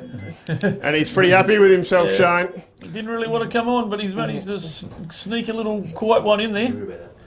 Yep, you'll know about that one tonight, mate. Yeah. It takes Boxwood along to 7-5. So they kicked a couple of goals this last quarter, deep in the last quarter now. And Jerry, 2020. Not often do you see 20, 40 scoring shots, involvements. So as the game winds down. I'm not sure on my maths there, Bads, but 2020 shouldn't read 135. No, I'm not. I need a calculator, don't we? Brooks and Jones will go at it again. Been a pretty good, fair contest for those 2 boys today too. In it comes Aaron Jones down to Richter. Richter bursts away from the contest. Needs to get on that kicks it left to foot. Shane Davey and puts the mitts out in front of Hislop. Can't mark it. That's Dean. He's pumped, old Davey. Flash. Yeah. He's right now. He's kicked a goal. He should have played him at the start. He reckons. He'd be complaining that he wasn't at full forward from the first bit of the day. First 5 minutes, yeah. So Johnny Milder ball it up there. Jones and Brooks compete again. Ripped him off. Heaslip again. He's just very tidy around the contest. Yeah, very clean. Handballs to Archie Mason on the right foot. Kicks down towards Schmidt. Pursued by Lambert. Good spoil. What was it? Oh no, it's called it high. Barrett's ran on. Tate Barrett's kicked down there towards Jed Sivia. Spoiled there by Hooper. Corey Nelson sort of falls over and is pursued by Baum, who's got one arm around the shoulder. Yeah, I think umpire Real didn't see that one. Otherwise, it probably could have been high. Yeah. There'll be a ball up just inside Jerry's 50 as the breeze picks up again. In the death throes of the last quarter here. Baum and Jones go at it again, down to no one. In comes Smith, well met by both players. Good Wilson. contest, fighting it right out to the end. Both teams here, and umpire Real says, give it to me, boys, I'll have it. So Big Earl will ball it up again. Jones and Baum to compete. Barrett goes to burst his way through, but well tackled immediately by Nelson. And it'll be balled up again. Third one in a row. Another little scuddy shower of rain comes across here, straight off the Sterlings. Straight down to Mavs as well. Another one. Barrett bursts through the contest. Doesn't quite sneak through. Jones gets it. That's Aaron. Does a 1-2 there with Matt Terry. A little bit of a scrubby kick up towards Campbell. Campbell stops and props on the right foot. Kicks down there in front of Joyce. Asked a lot of the old boy. He's just kept going. He's well battled by Joyce. Gets the ball. Kicks down, and here comes Davey. He's got a spring in his step now, Davey. Pursued by his slop. That's Dean. And the ball goes out there. Like a train, isn't he? He had a head of steam up then, Davey. He's pumped. Be a throw in. Down Boxwood's end now. Stewie Hocking throws it in. Can't be long to go. Good throw in. Good tap by Brooks to Heaslip. Got he's very tidy. Dean Hislop now. Oh no, sorry, Ben. Takes a bounce. Bit of a scrubby kick there towards Sivia. Tries to trap it. Well tackled by Hooper immediately. He has been good, Baz. And it's going to be called for the ball up, which is fair enough by Big Earl. Yeah, good contest from both players. No, Brett Hooper's been very good today. They got that matchup right. They got Bungie off him, and and the ball's cut off there by Nick Winters. He had a pretty serviceable game too. He has. Heaslip again. He's really got involved in this last quarter. We were saying at three-quarter time we thought he might have been done, but he's come back on. So Nick Winters pops over to Ben Hislop. Joey Alvin's run up. Sells the candy to Jones, and he's bought it. Handball kick towards Baum. Schmidt picks up. Well tackled by Treby. Tried to burst his way through, and Treby was not having any of it. Good decision by the umpire there. Ball it up. Yeah, definitely wasn't holding the ball. No, good decision. Yep. Be a ball up. Can't be long to go. Brooks just flops it over the back there. Looking for Riverside. He's in trouble. Tackled by the Barrett boys. And there'll be a free kick. Of course, the older brother will take it. Yeah. Tate, for not one moment, was even letting his brother think about taking that kick. I would say the better ball user's got it too. He sells a bit of candy, gets onto the left foot. That was not good. I reckon his younger brother might say something about that. Remind him of that. And Matty Campbell's got it. Had a fair bit of it today too. Campbell kick over towards the Jones boys. That's Will Jones, who's marked out in front there. He kicked down towards Shane Davey. It's over his head. Spilled by Dean Hislop. Jack Heaslip is down there again. Pursued by Joyce, and it goes out right in front of the scoreboard, which that scoreboard reads 7-5-47 and 20-21-35, which is incorrect. Should be 140. Thrown back in. Jones won that one, I thought, but well read by Heaslip again. Handball's back towards Joe Alvin, and I reckon that'll be the full-time siren. And that is it for the day. And that's it for the home and away games. Yep, home and away season done and dusted. Jerry have gone through undefeated. In their minds, they got two games left, and to complete the perfect season, they've been the team to beat all year. They've been very, very good. So better players, Baz, for if you want to do Boxwood, and I'll do Jerry to try and keep it fair as we can. Yeah, no, good idea. I thought Brett Hooper was probably Boxwood's best today. Had a pretty fair matchup. Had a fair bit of ball down his end, and I thought he was pretty good, solid 4 quarters, along with his cohort in crime down there in Sam Matola, who played a pretty fair game on Hayden Parker. Conditions probably helped Matola a bit, didn't they, with the wind the way it is. So I thought those two were probably the best. Hayden Richter had a pretty solid second half, I thought, Rick. Yep. George had a fair bit of it too, didn't he? I thought was pretty serviceable. And I didn't mind Harry McLeod. He sort of come in and out of the game a bit, but I thought he was probably worthy of a mention. Yep, absolutely. Jerry for mine. I thought Jed Sivia was great, actually. He just kept working all day. Jack Heaslip worked into it really well in the second half. Benny Hislop was very, very tidy as well. He's a good user when he gets it, Ben, but probably a shout out to both Ruckman, to Alex and to Jaden. They just give that midfield first use. You know, you've with the likes of Tate in there, who is obviously a bull and is very good. You give those guys first use, they're pretty hard to beat. So yeah, I thought he had a pretty solid 4 quarters too. Yep, absolutely. So good game of footy. On to the finals we go. Yep, we'll just run through quickly the finals, man. So next Saturday at Newdigate, Jerry in the A grade footy will play Lake Grace, and on the Sunday in Jerramungup, Boxwood will play Ongerup.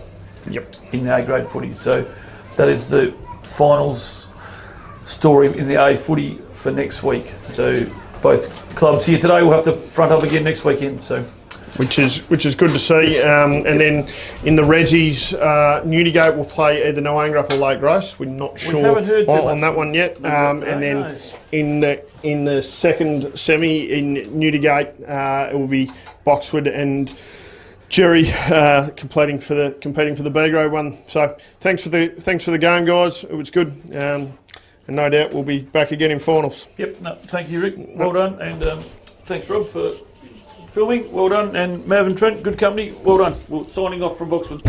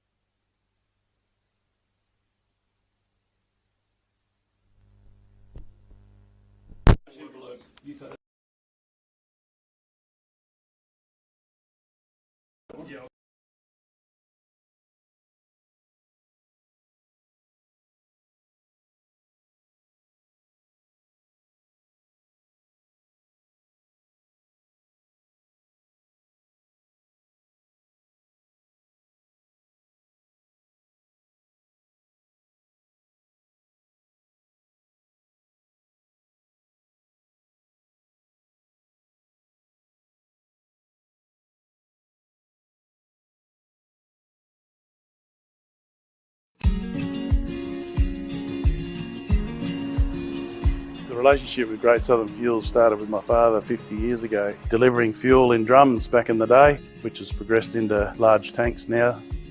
They've been very reliable and efficient on time with service. We run a mixed farming operation here on Chapman Valley, just north of Geraldton, managing about 5,500 hectares. We've been with what is now Great Southern Fuels for in excess of 20 years. There's always challenges and situations that catch you out, and they've been really, really good at accommodating that for us. We've been with Great Southern for 28 years now. Look, they've given us exceptional service and the price competitive. So it's wonderful. They're a great company to work for. They're a family-owned business. They will support you and whatever is required. I've got Alan's phone number, I've got Steve's phone number, and I know if I ring it I'll get an answer, which is really cool. The relationship's great and the service is second to none. So I ring up and it doesn't matter if it's Saturday, Sunday or whenever I ring up, I'll have fuel. So we've never been held up or had a problem with them. So my theory is that's what I'm about. It's about service and the relationship, and it's been fantastic. It's very important to maintain long-term customers' loyalty and give back what you can when you can. Great Southern Fuels is one of the few companies that I've been involved with that gives so much back to the local community. We support so many different organisations and country, sporting clubs, field days, farming organisations. We endeavour to give back. The community looked after us by dealing with us, and we just gave it back in what we could do. The footy club needs a hand, well, it's because they need a hand that you give it to, not the other way around.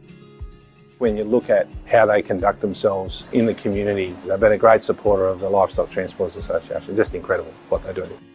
I do a lot for the community, which is good. And not only Lake Grace either, it's right through where all these outlets are all over the state. He's been excellent with that. We tend to sponsor major events, the Great Southern Football Carnival, Colts Carnival. Across the board, I think sponsorships are a very important part of any community. I grew up in Lake Grace and footy is my life down there for a long time. Great Southern sponsored Lake Grace back then, and along with many other footy clubs and hockey clubs and tennis clubs, and we might not always be making a big deal out of it, but the people that get sponsored, they understand and they relate to it. They do a lot for the town, so I can't fault them. They're been brilliant. Great Southern Fuels have got strong values, and that shows in what they do. You know, they walk the talk and they do what they do. You deal with people that are there and care about your business, and these people have been absolutely wonderful. I'm very proud of what Mum and Dad have achieved in their life and how they've structured the business, and it's all structured around our customers and looking after people and being in the right areas where we need to sell the fuel and have the support there and sponsorship, being part of the community, even though we're not in that community, but our workers are there and that's part of us.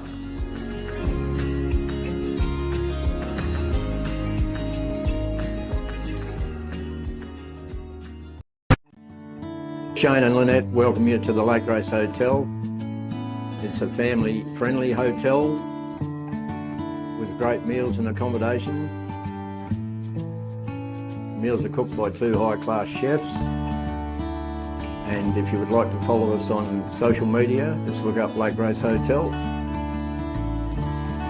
And we are proud sponsors of the Lake Grace Ongerup Winter Sports. Welcome to Lake Grace Tyre Power. We supply and fit tyres for everything, from agricultural machinery and trucks, right through to four-wheel drives and everyday passenger vehicles.